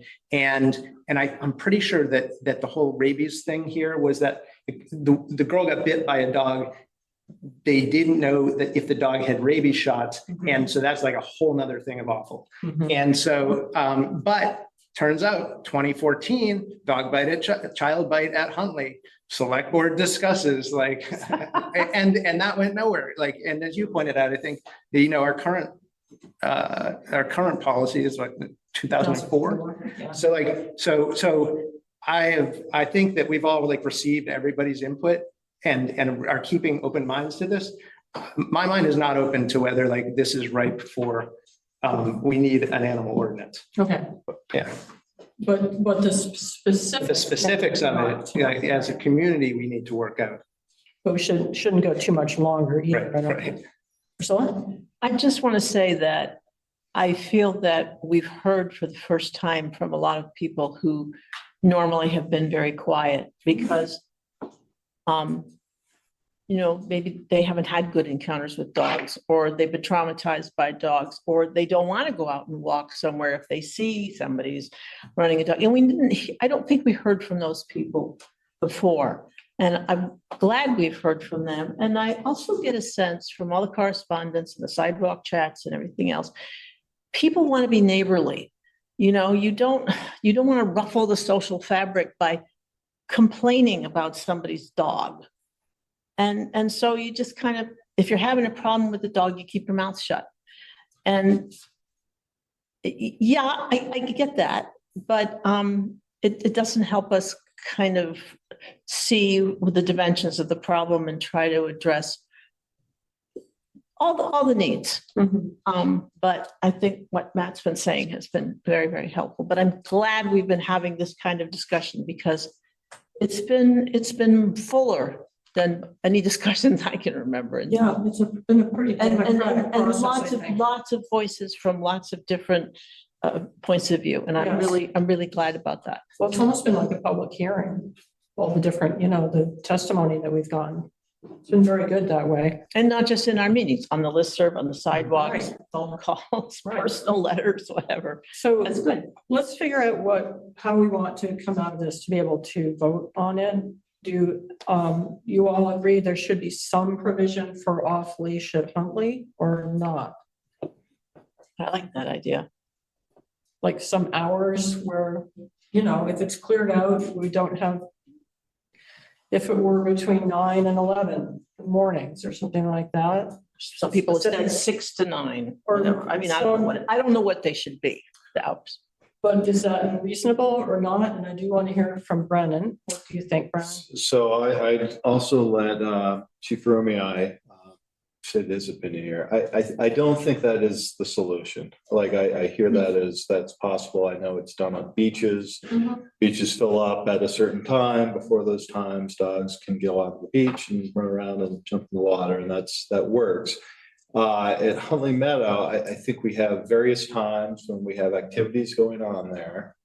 We have various times of the year where that's used in different ways. And just a catch-all, 9 to 11 is open to dogs. It's going to have interference with some of the other activities and the other patrons that want to use that property. So as I said in my memo, that was in the packet, I really think the solution is, as proposed, to create a large enclosed area where dogs can be off leash at all times of the year, at all times of the day, and to be more restrictive over the Huntley Meadow spaces that are not enclosed, and make sure that dogs are leashed in those areas and under direct control. And I will just say, as I think was mentioned in the Rec Council meeting, we just had another negative interaction here 2 weekends ago where 2 unleashed sets of dogs came together, had a confrontation, and a owner resident of Norwich was bitten in the process. So I think people are aware of that. And the solution there, from what I understand of how it happened, would have had dogs on leashes that couldn't come into contact with each other and create that dynamic. So I guess I would be, as the town manager, opposed to trying to do appeasement of certain hours where dogs are still off leash, because I don't think it really solves the problem we're trying to solve here. I would like to respond just as a devil's advocate. What if you consider off-leash dog activity as an activity? So that it's happening would be a defined time, possibly even on a schedule, because I think it is an activity. So I'm just being the devil's advocate there. Marsha? How many acres do we have at Huntley? 13. It's bigger than that. You do the research, it says 27. 27 was what I found on it. I'm just wondering, do we need? I'm just throwing this out, just off the cuff. Right. Divide it in half. So Bree has a hand up if you haven't seen. She might have some. Maybe she'll have some perspectives. Bree, would you like to speak? Yeah, so my only comment is that if you're going to have a dog activity off leash, somebody has to be in charge of it. So any activity that's going through the rec department has a instructor, like one person who is liable for anything that happens during that program. So I'm happy to do that. I've been doing that with the dog people for Saturday and Sunday for years now. But somebody would have to be completely in charge and liable for that, anything that happens there. I'm going to comment on that. I can't resist. It's just such an opportunity for the canine of the year to get some instruction, to compete with the other dogs, be best boy or best girl. I kind of like the idea. I love that idea, Mary, honestly. Good, all right, all right. Well. Sorry, okay. so can I clarify what Sure. you said? Yeah. Do you love the idea of canine of the year, or do you love the idea of off-leash dogs as a structured activity? Canine of the year. Okay, all right. Okay. Just want to make sure. All right, that's good, Matt. Okay, Kimo? So I haven't heard of any resistance to the idea of off-leash dogs. What we care about is the interactions that are damaging to humans and dogs, right? So we just need to figure out how to make that happen. And what you're suggesting is that an individual or individuals would be there at specific times to be responsible for off-leash dog activity? Well, I think Bree said if we have this as a structured activity, there must be an instructor. There has to be a person in charge to supervise. Uh-huh. If it's, I was suggesting it could be an activity of the rec council. Oh. Just like yoga or anything else. And said, well, that would work, but you'd have to have an instructor, a person in charge. Uh-huh. I think that has some potential. I don't know. Could we ask some of the members of the public how that sits? Tennis. Well, but we should call up perspective ones so they can be heard, right? Yeah, Or it's an interesting idea. it is. Should we try a show of hands? I don't know. I don't know how to. I want to make sure people get that feedback. I'd like to. I think before we open up everything, can we Okay. also hear from Chief? You mentioned Chief Romeo. And Bree's hands up. So Bree's hand is up again. Okay, well, let's hear from Bree again. Bree, your hand's still up. Did you want to add Yep, to your? no, so tennis programs, when they're actual programs, are led by an instructor. Anybody who goes down there at any other time, that's completely different. They're on their own. So if we're talking about a structured activity that would be specific hours for dogs, there would need to be an instructor, just like Watt Alexander manages all of my futsal and soccer programs for adults down there. Just like I manage my softball programs for adults down there, just like Lightning Soccer manages all the programs for kids soccer down there that are outside of season. So there needs to be one person responsible that I can contact if something goes awry, or they can contact me if there are facility needs that I can take care of for them. Okay, thank you. Kimo? Could that be combined with the development of a dog field that could be used during all other times without? Absolutely, yes. Okay, so you'd have both You options. could have, you could have both options, and you could still have your dog on a leash as well if we put everything in there. Okay. But that is really up to, I think we need to refer to Document. I'm sorry, Bree, could you say that again? We Was need that to Bree? refer to Romei to see what we can actually enforce when we're looking at all of this. I mean, Herb Right. Jeffrey always said that we can't make a law or any kind of restrictions that we can't enforce. So Exactly, I and think that was Romei is where we come to with all of this. right, and that was clear in our memo from council too, that enforcement is an issue to think about. Do we want to hear from the police chief on our thoughts, or do we have a specific question for him? Or maybe, shall we hear from the public a little bit and then circle back? Marcia? I just think we're starting to craft things that would be unenforceable and would be problematic. Such as what? When you're starting to create too many rules and the enforcement of them, and put it through the lens of what we received today from council. Okay, well, suggesting that off-leash dog activity could be an activity is working within, could be worked within just the structure of our recreation council. I guess the question is, how do you administer it and what happens when it doesn't work? And then, are there any teeth? And the teeth are going to be the problem both ways in terms of liability.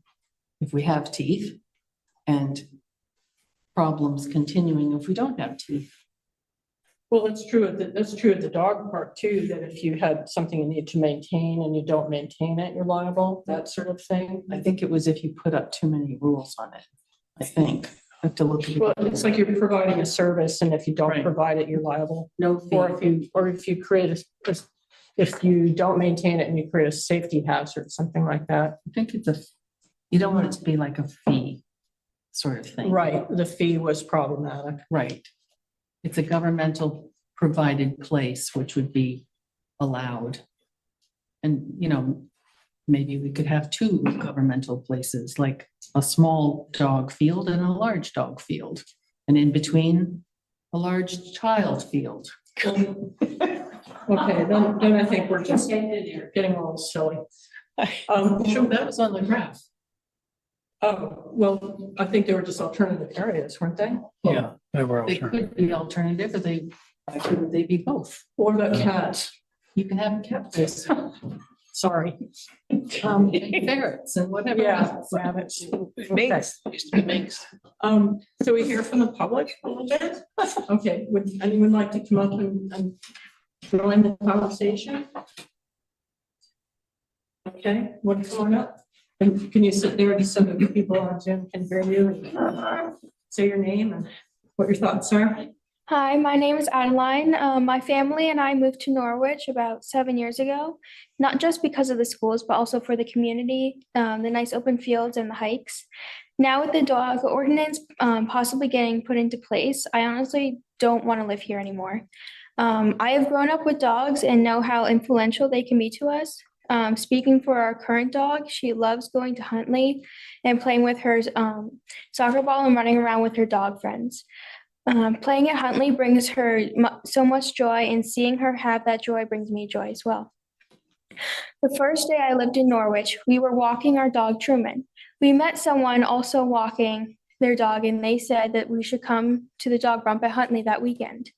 We did, and that was the first social thing I ever did in Norwich, and it made me know that we had moved to the right place.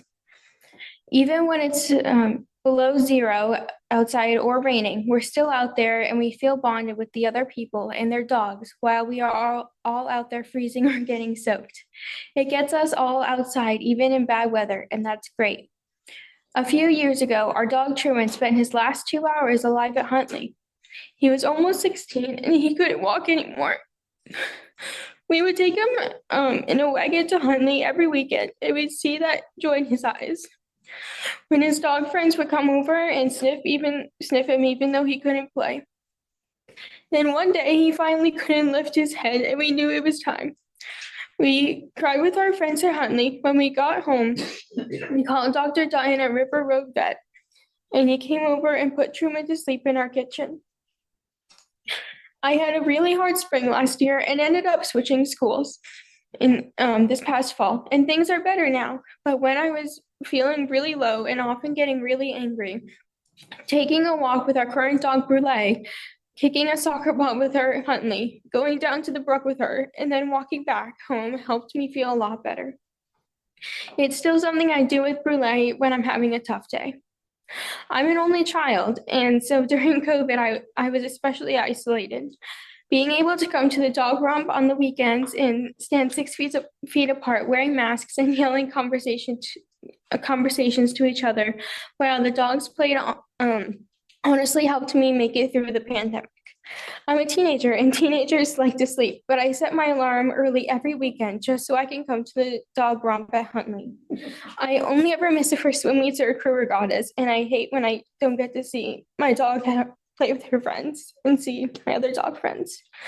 I can't overstate how important it is to me and to my dog. If Norwich decides not to allow dogs to run around at Huntley, this isn't a town I want to live in anymore. It goes against community, friendship, and dogs, and getting to know your neighbors. And I can't believe this town would do that. Thank you. Thank you.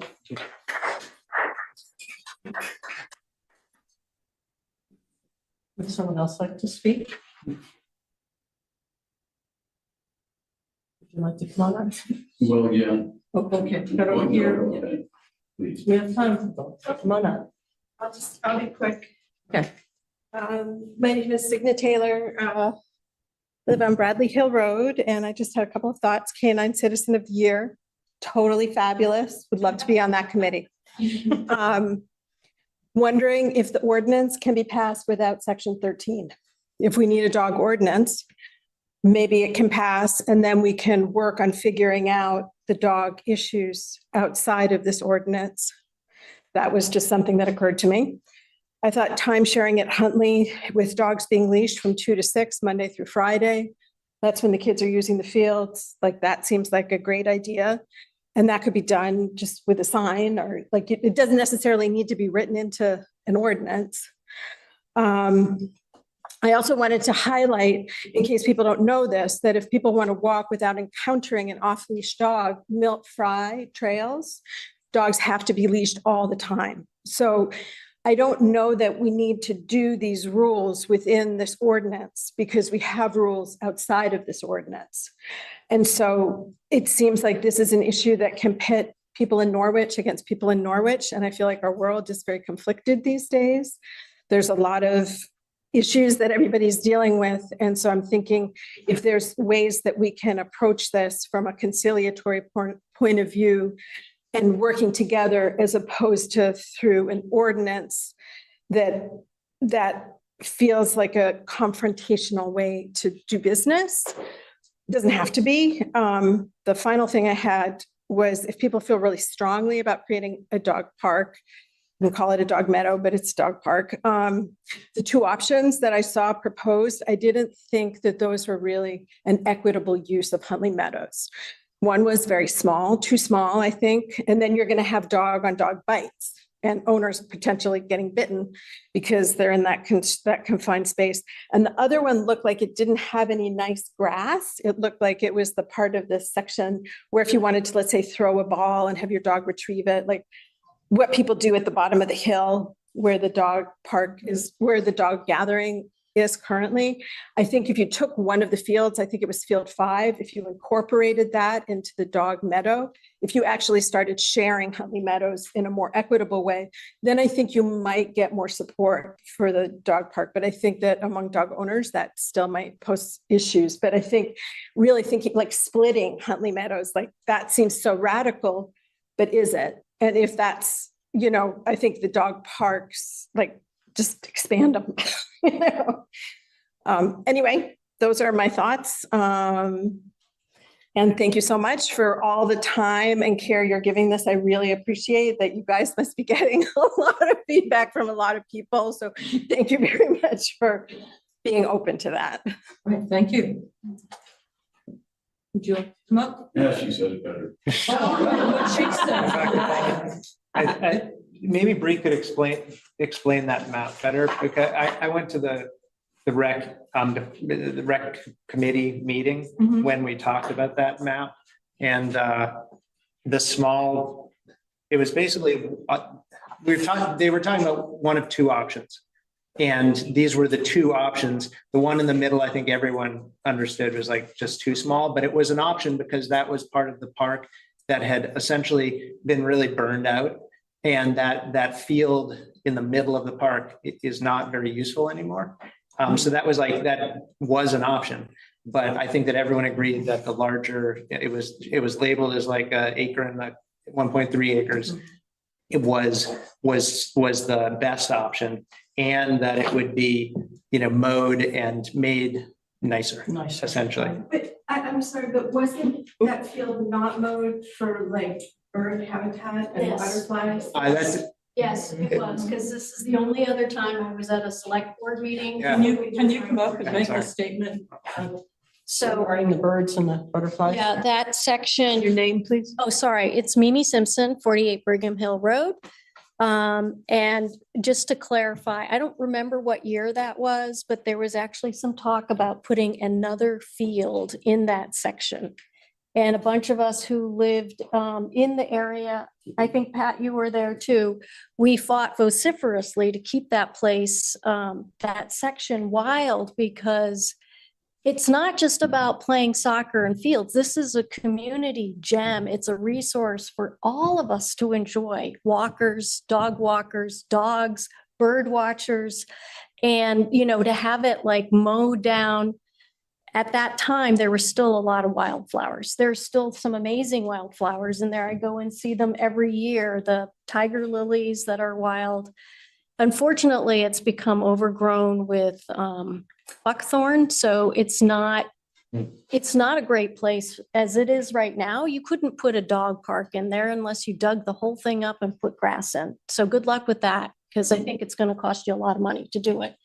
But I don't think anybody's actually even talked about what it would cost to put a dog park in. Anyway, what I wanted to say is I am a longtime resident, and I get to see both sides of this whole thing. I've been bitten by a dog. I've had my dog bitten. My dog has behaved badly. And, you know, I know my dog has probably pooped in places that I didn't see and I wasn't able to pick it up. And I feel bad about all of those things, but it's not a perfect world. So, but I will say that being able to walk your dogs off leash is a real amazing thing, something that makes Norwich unique and different from Hanover and many of the other communities, the suburban communities. And we have an amazing social capital at that field. When dog walkers come together in the morning, or even just sort of haphazardly. And I get it. We should have the dogs on the leash when there are games going on, but I would strongly recommend that we do this incrementally. I'm not exactly sure how you would measure success, but I think going incrementally, having off-leash times, good signage, managing expectations, talking about this more openly like a dog ambassador, and modeling that behavior is a step forward. And I hate to think about kids getting bitten by dogs, but it happens. You know, we live in a world with risks, and people do get bitten. And whatever we can do to train owners to manage their dogs better, I think would be a good idea too. But I'd like having off-leash times. Thank you. Is it possible for me to ask a question, or? Yes. Because I think what the complication for me is that we all love the dogs being off leash, but whenever I hear about the love of that, I can't reconcile kids being bitten, me being bitten, older people being pushed down. That needs to be addressed somehow. And that's the complication here. It is a place that we all share, but those people are not sharing Huntley when dogs are off leash. They're afraid to go there, some of them. Can't go there. Yes, there are other places, but there are also other places to have dogs off leash. So I'm trying to figure out how, I don't think we want to make a bunch of rules that you all have to follow. I kind of feel like I'd like to hear from you what rules can be put in place, what mechanism could be put in place that will allow you to be as happy as you can possibly be without anybody getting injured anymore. Because the injuries are right, but I don't know if you had data, and I know you did the listserv, search and all of that, but I'm not sure that's exactly the kind of, I'm not sure how often it happens, or if it's, I don't want anybody to get hurt, but I also don't know if this is I don't know how big this problem is, so unless you can sort of show other people or all of us, like, the police office, are the police tracking calls with dog complaints? I don't know. Give me something to make a decision on. I don't feel like there's any of that except for anecdotal stuff. So I could give you some data because we looked into this and wanted to be able to talk about the incidents. So I had Chief Romeo, I go back to 2000. I would say on average, the ones that make it to the police, which are actual bites normally, either dog on dog or dog on human, probably average about 4 a year over the last 5 years. That dog on dog and dog on human? All interactions that have been made it to a police investigation or report. So that's how he can run his report, is it has to have been a formal complaint. Do you know how many of those are leash or unleash related? I don't have specific data on how many of those were leashed or unleashed. I can tell you, and I think we all know this, the September issue where the young lady was bitten on her bicycle was an off-leash dog. And the most recent, which was 2 weeks ago, were off-leash dogs, both at Huntley Meadow. So that's what we know. And most of the listserv reports were also dogs off leash, either biting a person or dogs on leash. Yeah, I take exception to the listserv thing. It's just, it's not data. It's Okay. very anecdotal. It's like reading reviews. Okay, we're going to take the statement. Joel Settenheim, I live on Bradley. Thank you very much for taking a lot of time to really think about this. And I do appreciate it. It feels like the community is really trying to engage on this. One thing I have with respect to this is we do have an existing ordinance, or part of this ordinance, which deals directly with vicious dogs. And I feel like before we add extra things, we need to be enforcing what we already have, which my understanding is that anytime there's a bite incident, it requires that be reported and it be investigated so that we can then actually develop. And I don't mean to dismiss anecdotal, because I think that anecdotal information is really important, but I do think that knowing the actual facts of the situation, are they particular dogs? Are they dogs from out of town? It's like that type of information is very important. And I feel like enforcing what we have now is one of the components or one of the ways that we can begin to address and understand better what's going on with bites. And I think part of that is, and I do appreciate this issue, that there's a hesitancy on the part of the community members to report, because you don't want to call out someone's dog. And so perhaps there can also be a softer way to address this, which is that there needs to be a report, but maybe there also, if there's someone in town, and people are in town who are designated as being kind of like present to try to help deal with dog issues, that's a way in which people in the community can feel that they can communicate concerns. But I think that having information about what's happened in incidents, and all of us, like I didn't necessarily know that if there was a bite, that required there to be a report. So I think that's a part of this education too, so I feel like over time we can come up with an understanding of really what's the way, because it is crucial that we make it safe for everybody, but to understand what are the things that are at issue. And so if we enforce what we have, because I also am concerned about having more rules that if there are already rules in place that seem like they could address a lot of the concerns that we have. And just to an aside, I think the idea of having hours is great, because I think it is really important to be able to have a place and a time where dogs can run free. And I don't know what the numbers are, but it must be some small fraction of the year in which Huntley Meadows is used for recreational activities. And it would seem to be a real shame if, because it has some uses, that all these other uses aren't allowed. And I don't understand. I mean, I think I was very involved with the rec program. I was a coach for many years. I have, fantastic memories for myself and my kids there. And I think that the rec program is critical, but Huntley Meadows is not just the rec program. It's also other things. So I don't know why we would necessarily assume that the rec program kind of has dominion over Huntley. And then there are these, I just think that we need to balance both of them. And it seems to me that this idea of time or times where you can't do it because there's activities in place would make a lot of sense to me. Okay, thank you. Let's have one or two more comments. I think we're going to have to wrap this up. Could I ask? You had something new because you said what you said. Can you do a brief reference point? Brian Livingston, 124 Beaver Meadow Road. I've gone over to Huntley Meadow for 25 years with a couple of dogs, and Huntley Meadow used to have a very large area that was non-playing field. It bordered on the softball field, or even incorporated some of the softball field where it is right now.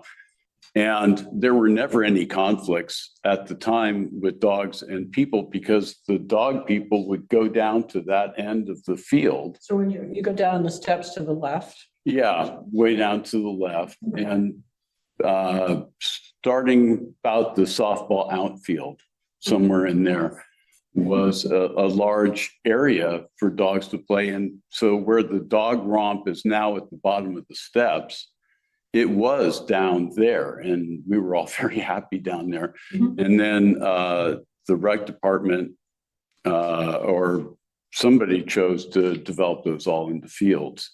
And to, again, the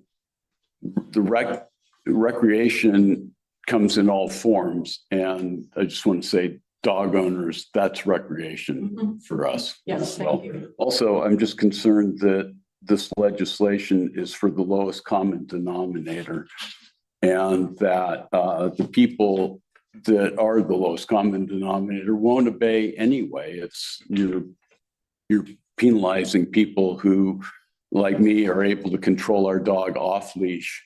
And if there's anything, if we have to go to a dog clinic to get our dog certified that it can be off leash, maybe if that has to be the way, maybe that's an option. Okay, Thank you. Did you want to speak in the back here? No? I think Bree raised her hand. Okay, And Peter. Okay, okay, Bree first, then Peter. I just wanted to let Brian know that that's the area that we're talking about adding the dog meadow to. So we're not using the softball outfield, but we're just a little bit further over. Okay, thank you. Any other, is anyone who hasn't spoken? Peter, did you want to speak to this? Yeah. I wasn't planning on talking about this at all. I was here to talk about the Moorland Bridge, which I think you already have talked about. Which I'm interested to see how that went. But anyway, but I will say this, you're handling this, I think, really, really well. It's nothing harder than dog conflict in towns. So I understand that. I also have a lot of respect for Bree. I'm a current coach of somebody who's been bitten, had to go through rabies protocol. So I know how horrible that is. I would just say that I just throw in the idea of hours, because as I live right near Huntley, and in the mornings from a certain amount of time to a certain amount of time, there's nobody there. I'm there every morning. I mean, it's a very, very sparsely, and it's usually people with dogs. So I think I would urge you to at least consider experimenting with hours, with all respect to Brandon. I think the beach analogy works. I think that it is in communities where that is in effect, that is often a good solution. And I think I would urge you to at least give that a try. That's what I would say, because I think it might indicate that you might see the incidents go down because people are only there at certain times with dogs off leash. But again, with all respect to my friends who disagree with that. Thanks. Thank you. We'll be talking about Moorland Bridge next meeting. Thanks. I really wanted to know that. See you in 2 weeks. Can I just mention one thing? I think that Peter Orner just nominated himself as the off-leash dog morning ambassador. Okay then. That's good to know, Grace. Any other brief comments? We're really going to wrap this up. Do you want to speak again briefly? Okay. Yeah, this is Patrick McCoy, 32 Sergeant Street. I've already spoken about the particular influence that this might have from my family, but I just wanted to point out to build on the awareness of other uses of the of Huntley Meadow other than organized recreation, that there are currently paths around the meadow, through the woods, and across the area that is suggested for the larger part.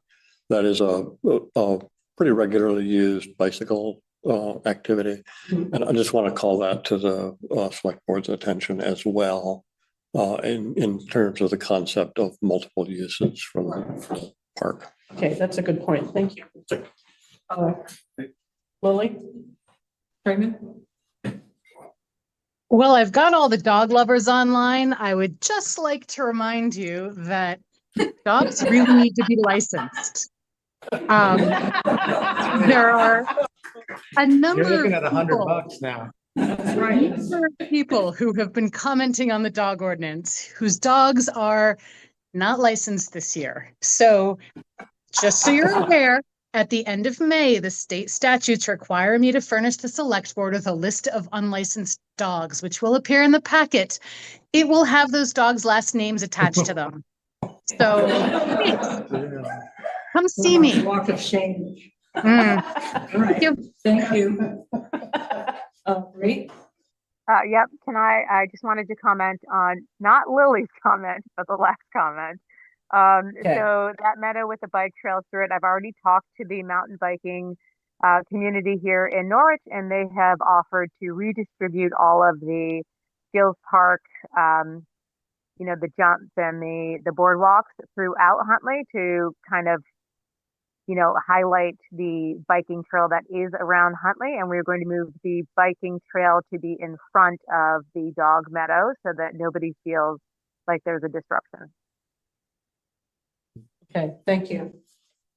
Can I Yep. add one thing? Yep. I think it's worth pointing out to everybody so that we're all on the same page here. And I think that everyone fully understands this at this point, but like, we are literally talking about a very small section of Norwich, and that all the hot spots for going with people's dogs are generally not on public lands. This doesn't apply to that. So when people are worried about losing, their access to parcel 5, most of the Ballard Trail, Appalachian Trail, Brookmead, like none of that, however you handle that right now is not going to change with this current ordinance. Like that's not under this ordinance. You can go do whatever you like, depending on what those private landowners do, you can continue to run your dogs how you'd like. So I think that that's worth noting, because that was a misconception when this first came out. So we've now narrowed down to a very, very small area, albeit like an important area to many people. And I think it is important that we take from this, like we need to define what the dog meadow is even being proposed as, because my understanding, and when I walk down there with Bree and other, is that it's the old place that has a lot of obstacle courses for like mountain bikers. I didn't see it as the butterfly meadow that was described. I think it might need to be repurposed a little bit, but it seemed like a good place to run dogs at this point. Okay, well, I think we need to possibly just table this to the next meeting. Vote, because we're not ready to vote on it tonight, I don't think. We're getting closer. Marcia? How do we move a step forward?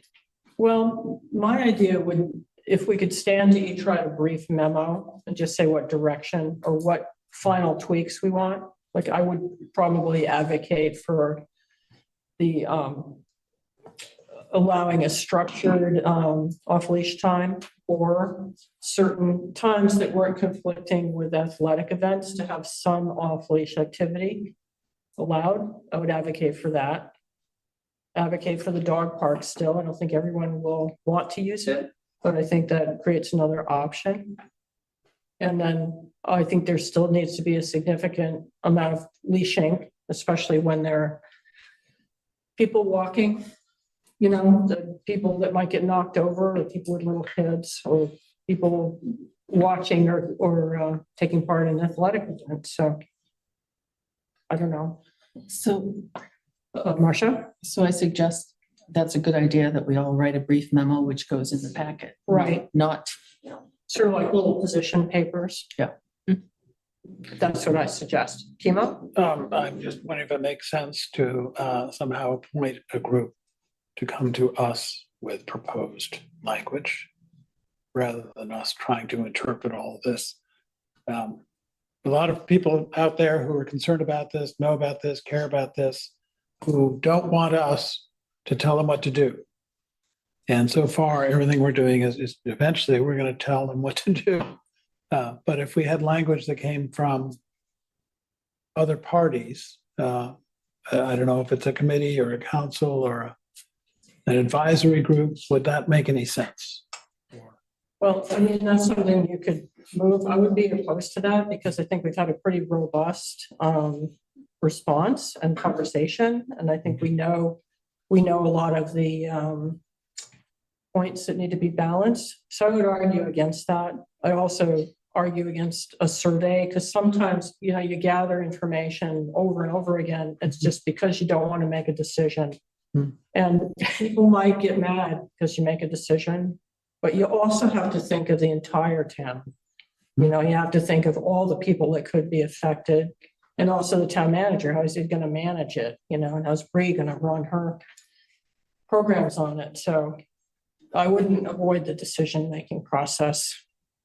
So that's my personal take on that idea. You can always move that and get, you know, a firm feedback from everybody that way too. Yeah. Okay. Marcia? Well, I think that unfortunately, that's our job. The buck stops here. Yeah, exactly. We're the ones that, Fortunately. right, we have to write ordinances because the legislature says if there's going to be one, we do it. Doesn't mean we can't listen to what people have said. And the last time we explicitly said, if you want to send in red line documents, you can do. And I don't think there's any prohibition on people still doing that. But I think that we have to be mindful that the season is upon us in terms of kids outside playing, and the sports programs are signing up as we speak, if they're not already done. And, you know, if we delay much longer, we're going to end up with a situation where, you know, we've still got a 2005 ordinance, which is unworkable, frankly. I don't think there's much way to save it. And so we have to do something. So I would say, I'm an advocate for brief memo and just bring it up again and try to get something that will work. So. Yeah. Okay. Thank you all for coming in, public, and everybody contributing to this. Thank you. You're welcome. If my kid fails her algebra test tomorrow, can you guys write her a note? Yeah. If my kid fails her algebra test, she's supposed to be studying for tomorrow. She's gonna do three. She's gonna do six. Because she was here instead. She came straight from- No, but she could talk about her dog. That's gonna clear the way for algebra. Okay. So we have is it okay to have a 5-minute break? Yeah. Okay. So it's 10:09. Recording stopped. Really appreciate it. Oh, yeah. No, it's part of culture.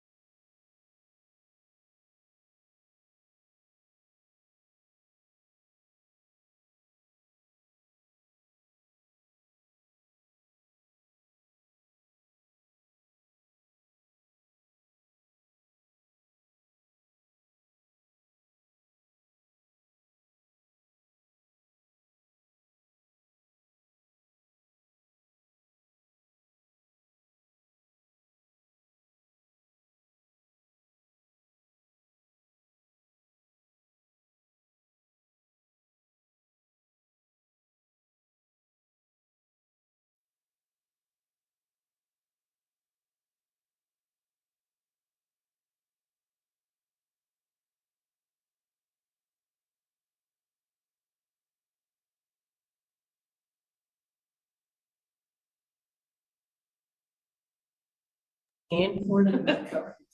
Okay, well, let's get that back and we'll read it.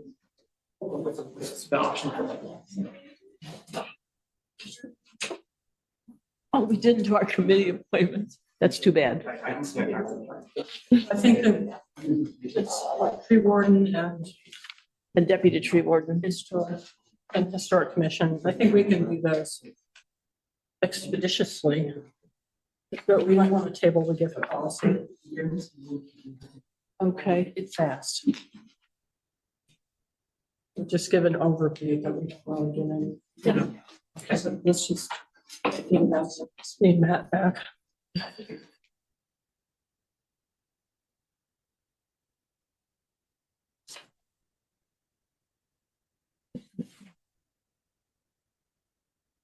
Okay.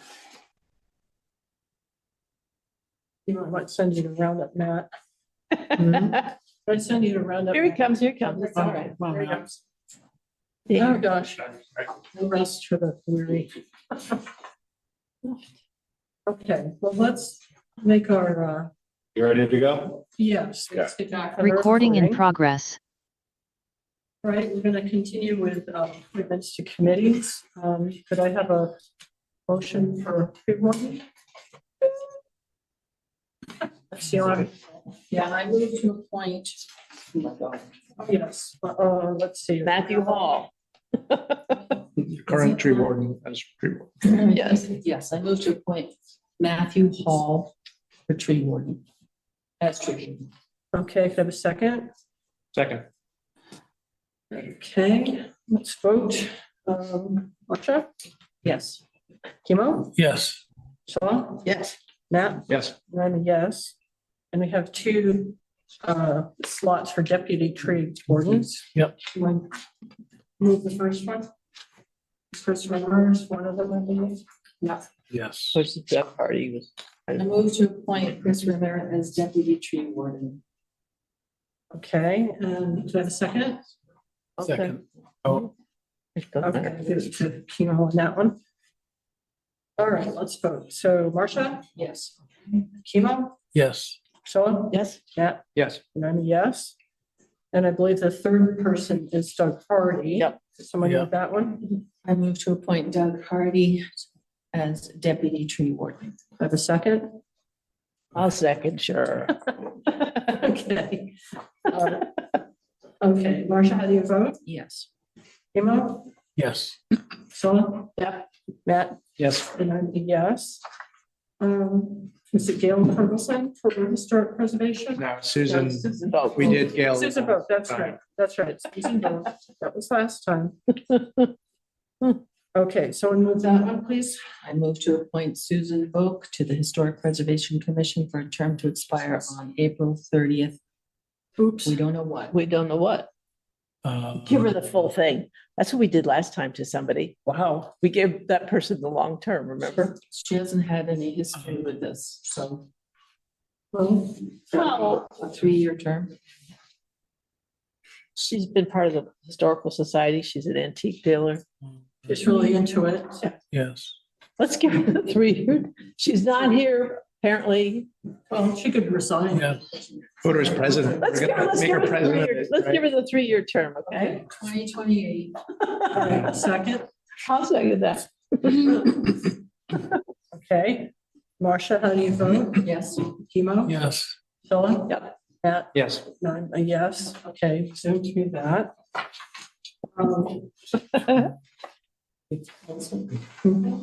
For now, in the gift policy, maybe an overview. It's not too lengthy, good. And this is a first read anyway, so go ahead. The October 9, 2019 gift policy as approved in the town of Norwich Master Financial Policy analyzes gifts by whether they are consistent with budgeted programs or inconsistent with budgeted programs. And then references timing of expenditures for special funds in general and mentions one limited special fund. Overall, it is referenced through the lens of other policies in the master financial policy, capital budget, fund balance reserve, etc., all of which may change and which do not give specificity or fidelity to how the town should evaluate a gift whether it should be accepted or not, and how it will be used. Moreover, the existing policy does not employ any definitions or address types of gifts, and it was drafted prior to the enactment of the new state code of ethics, which particularly apply to gifts to people who work for towns. So the new draft focuses on how we evaluate a gift and its use, where we put the funds, and how we account for them is actually the realm of the finance department and our auditors. Okay. Any questions? Brief questions? We can study this some more. We don't have to. That is what you just said to us or read to us isn't in the packet, is it? I don't know. It's like a little analysis, but it was my preparation that I do for everything. I know, but it was very helpful. Yeah, I was trying I to was read like- along, find out where I could read along. I can send it to you if you want. Yeah, that'd be great. Okay. Didn't mind. just send out analysis would be Yeah. good. And then I think you had the old one and the new one in there. Yeah. Right? Yeah. We could refer to those and. Oh, you can call out that? No. That's the chief. Okay, Disturbing piece. all right. Okay. So I would suggest we study this Okay. more outside the meeting. and come Yep. back. So that'll be in the package. Yes. next time. Okay, so next is the local emergency management plan approval. And you want to take that one on? Sure, Chief Northern is here as well, but this is an annual process that we go through where we need to basically approve our emergency management plan. And it is I guess, historically been a select board sign off that, yes, this is all accurate, and then a chair signature on the document. So everything was in the packet as far as the plan itself, and I'm sure Chief Northern could answer specific questions if we have any about the plan. Anybody have questions? Looks a lot like the one we had the last time, right? Well, so you are very astute. There are some changes, but generally it's. Well, a few names have changed, but I mean. Format's a little different too. Actually, it looks more comprehensive. Yeah, but the state did some revisions, and so we have other things. I do have a question. Many of our phone numbers are just the office 649 number, and especially in reference to our, I think Brennan is designated. Later if something happens, but it doesn't list his phone number. Is that on his mobile? Is that important for this or not? I'm asking the chief, yeah. Or just for the functional, there's a functional way and there's what the state requires. I think I asked that same question the last time, and the answer was in the copy that you guys have, all people's cell phone numbers, and because I said this looks lovely, but it's useless because it just has an office number and maybe nobody's there.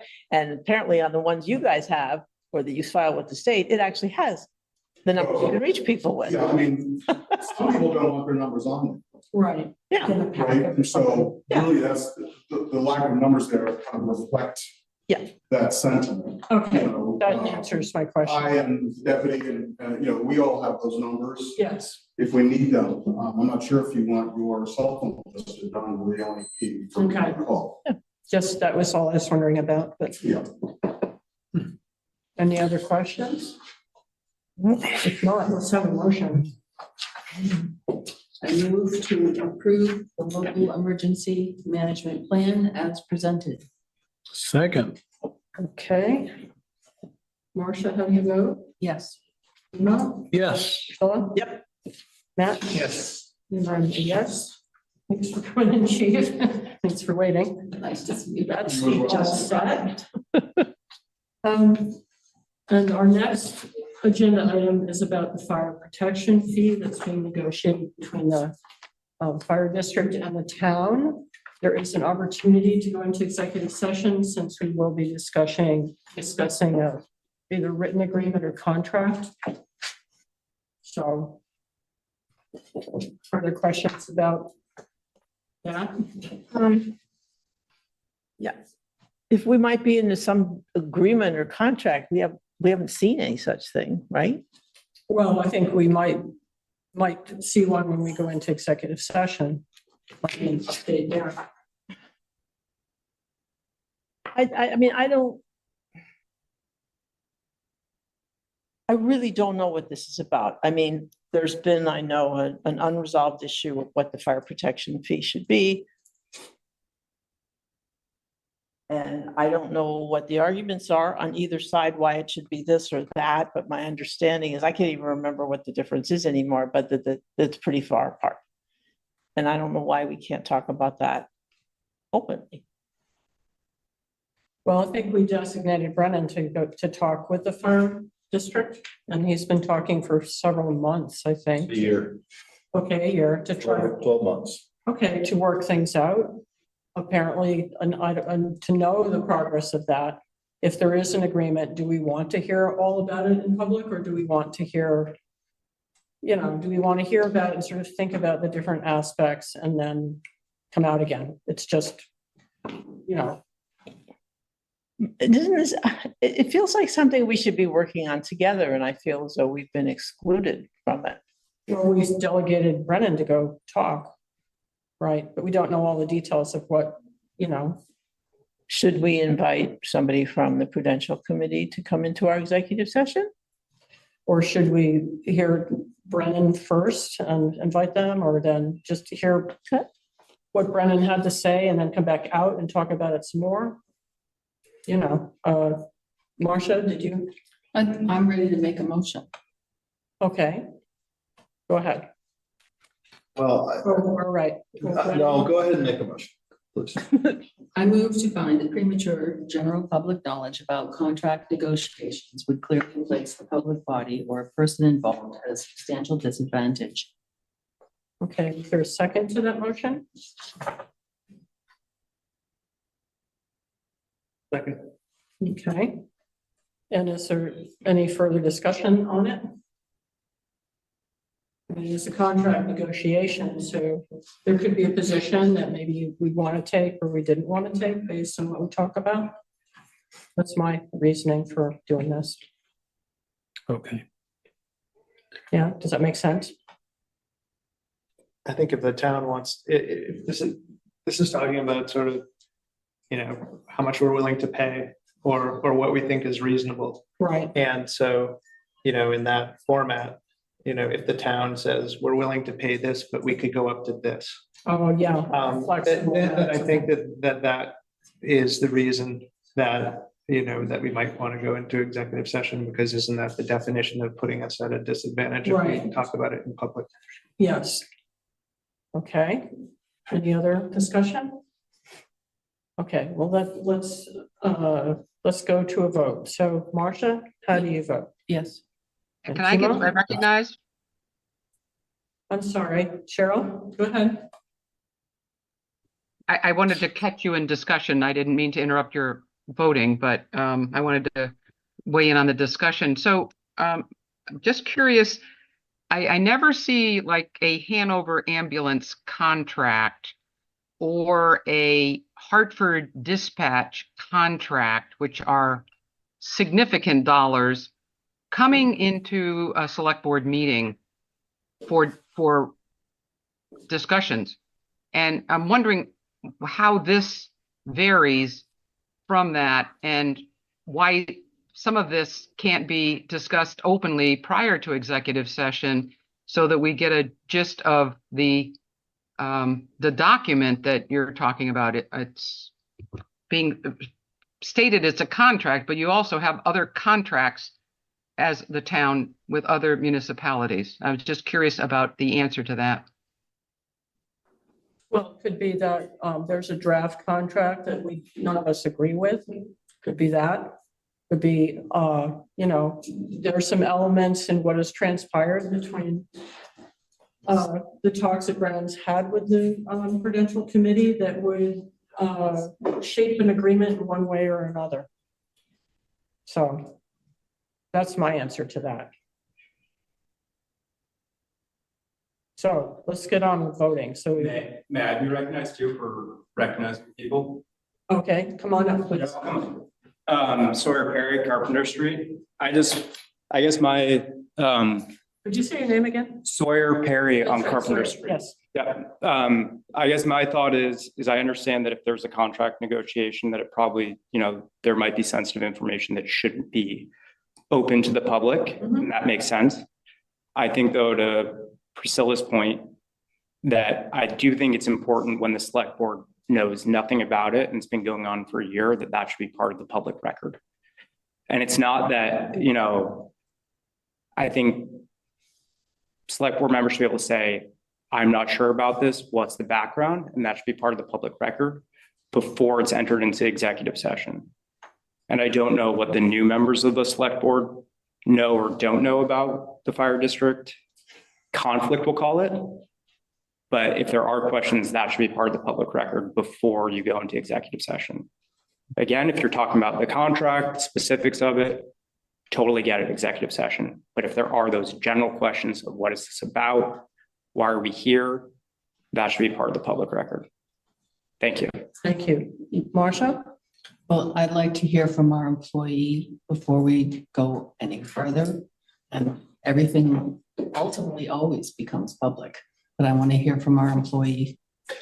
So I think it would be in the town's best interest to go into an executive session prior to having a full public discussion, because there are elements of this that have been proposed as an agreement contract, and I think we should have a executive discussion as the select board and the town manager and the fire chief about the detail. And then if we want to come out after that and talk about generally where the position might be, I think that would be fine, but I think that would be a decision that gets made in the executive session as to how to proceed. I'd like to say that we should restrict our conversation if we vote to go into executive session to the contract negotiations. I think there are other broader issues that would be good even to follow up at some point with a larger discussion or more broad discussion about the relationship of the town and the fire district. So, but I think we do need to have that narrow focus if we do vote to go in there. It's specifically about whatever that agreement might be or not be. And we should come out with some kind of statement about whether, we've agreed on anything, whether there would be a contract or not. Brennan? I just want to add that we've had our last in-person meeting on January 24th, I think it was. And since that time, the Prudential Committee has had a number of public meetings and gone into executive session under the same exemption for executive session to craft this document that we are now in receipt of, that we are now going to look at for the first time as a board. So I think it does make sense. They've used that same executive session privilege, and I think the town deserves the same. Okay. Well, if there's some document we're going to discuss, why wasn't it sent to us? Because we're going to discuss it in executive session. But sometimes things have come to us in confidence so that we could read them and think about them before we went into an executive session. And I have no idea what I'm going to see back there. Well, if I may, Priscilla, you're the auditor of the Prudential Committee. So as part of that organization, have you not seen the document? I have not seen it. Okay. I have not seen it. I didn't know there was a document. Okay, the minutes of the last meetings kind of clearly reflect that there was a document that went to their council and came back as to be sent to the town. So I'm confused as how you don't know that, but that's fine. We at this point are going to talk about it, I think, in executive session. I would like to do that. And then I think we can decide, should we come out and disclose that, or is it not proper to do that at this point? okay. Well, I suggest we keep voting. Yeah. So we had Marcia Yes. was a yes, Kima was a yes. Priscilla? There's a hand up. Well, we're going to vote at this point.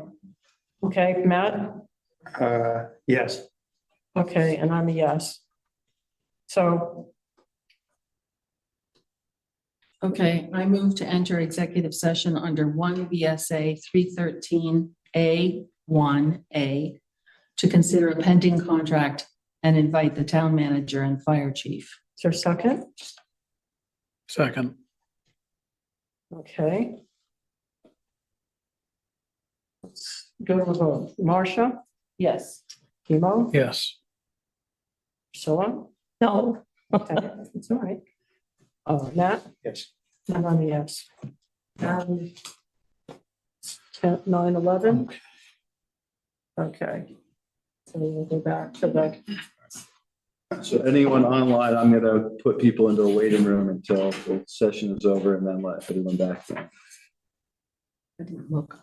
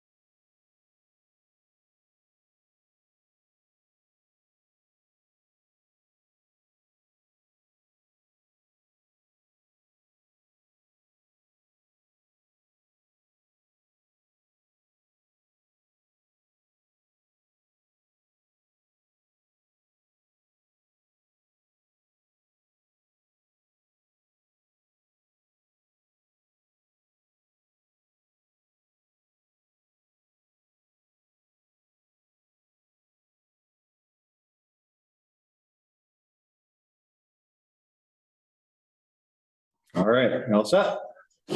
I move to enter. Recording public in session. progress. Start again to enter public session. Okay, is there a second? For this motion? Second. Okay. Marcia, how do you vote? Yes. Emo? Yes. So, Yes. Matt? Yes. And I'm a yes. In public session at 10:45. Shall I make this motion, or do you have a motion in mind?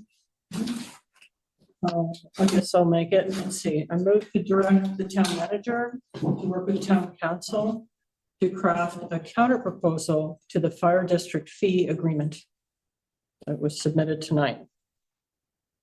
Second. Okay. Let's see. Let's have a vote, I guess. Marcia? Yes. Emo? Yes. Scylla? I recuse myself. Okay, so abstain? Yeah. Okay. And Matt? Yes. Voting yes, and I vote yes. Okay, so 4 yes, 1 abstain. Okay, so shall we move on? All right. So our next item is approving the minutes of April 23rd, 2025. I had only one typo to mention on that, which is Sawyer Eric's first name is spelling. Yeah. It's Sohir. It sounds like Sawyer that works with wood, but it's not probably French. It's probably French. Yeah. It's very elegant. I once knew somebody else named Sawyer spelled that way. Uh-huh.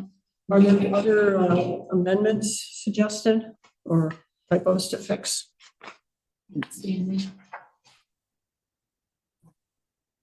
Okay, so someone make a motion?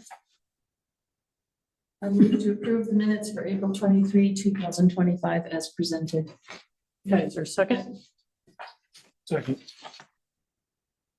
Okay. Marcia, how do you vote? Yes. Emo? Yes. Scylla? Yes. Matt? Yes. And I'm a yes. And now we have the AP warrants. Would someone like to move them? I move to approve AP warrant number 1302 in the amount of $1,083. Wait, Oh, sorry, sorry. $1 million. Whoops. I correct that. $1,083,177.12 to be paid from the general fund. AP warrant number 1304 in the amount of $70.94 to be paid from the general fund, and AP warrant number 1305 in the amount of $216 to be paid from the general fund. Thank you. Is there a second? Second. Okay, Can I ask a question? sure. CDL training of $4,500. I mean, That's I'm wondering who's getting trained. Well, let's talk to Brennan. So Well, I know, but I'm supposed to address the chair. I'm So asking so we are Brennan to respond. training the current building and grounds technician to get a CDL with the hope that we could potentially promote him up into an equipment operator position by the winter. Okay, good question. Any other questions? Okay, seeing none, I think we'll vote. Marcia, how do you vote? Yes. Chemo? Yes. Dawn? Yeah. Matt? Yes. And I'm yes. I assume the warrants are here to be signed. So Yeah, They're in a folder. folder in front of you. Right there. Okay. Well, let's go through receipt of correspondence. Yeah, we can get it started here. Okay. So as I mentioned before, I think there were 45 dog ordinance submissions. Jared Dunn's talking about speeding on Union Village Road. Rachel Cohen referring to the Ranger Bike event. Harry Falconer, the energy coordinator quarterly report. And there was a suggestion for a resolution sent to us from Peter B. Franzoni was to uphold due process and the Constitution. I also included, just for the information of the board and the public, resolution policy, which is that we don't, we just make it a blanket policy not to support them, because we're dealing with the issues of the town. That was very helpful. Yes, Thank you. okay, so that's what came in for correspondence. Could I have a motion, please, on that one? I move to accept all correspondence. Second? Oh, good. All right, let's have a vote. Marcia? Yes. You vote yes, and Kimo? Yes. Priscilla? Yes. Matt? Yes. Yes. And other than signing the correspondence, I need a motion to adjourn. We'd like to do that. I move to adjourn the meeting. And second? Second. Okay. Three signature lines. Okay, then let's do a vote on that one. So Marcia, how do you vote? Yes. Kimo? Yes. Priscilla? Yes. Pat?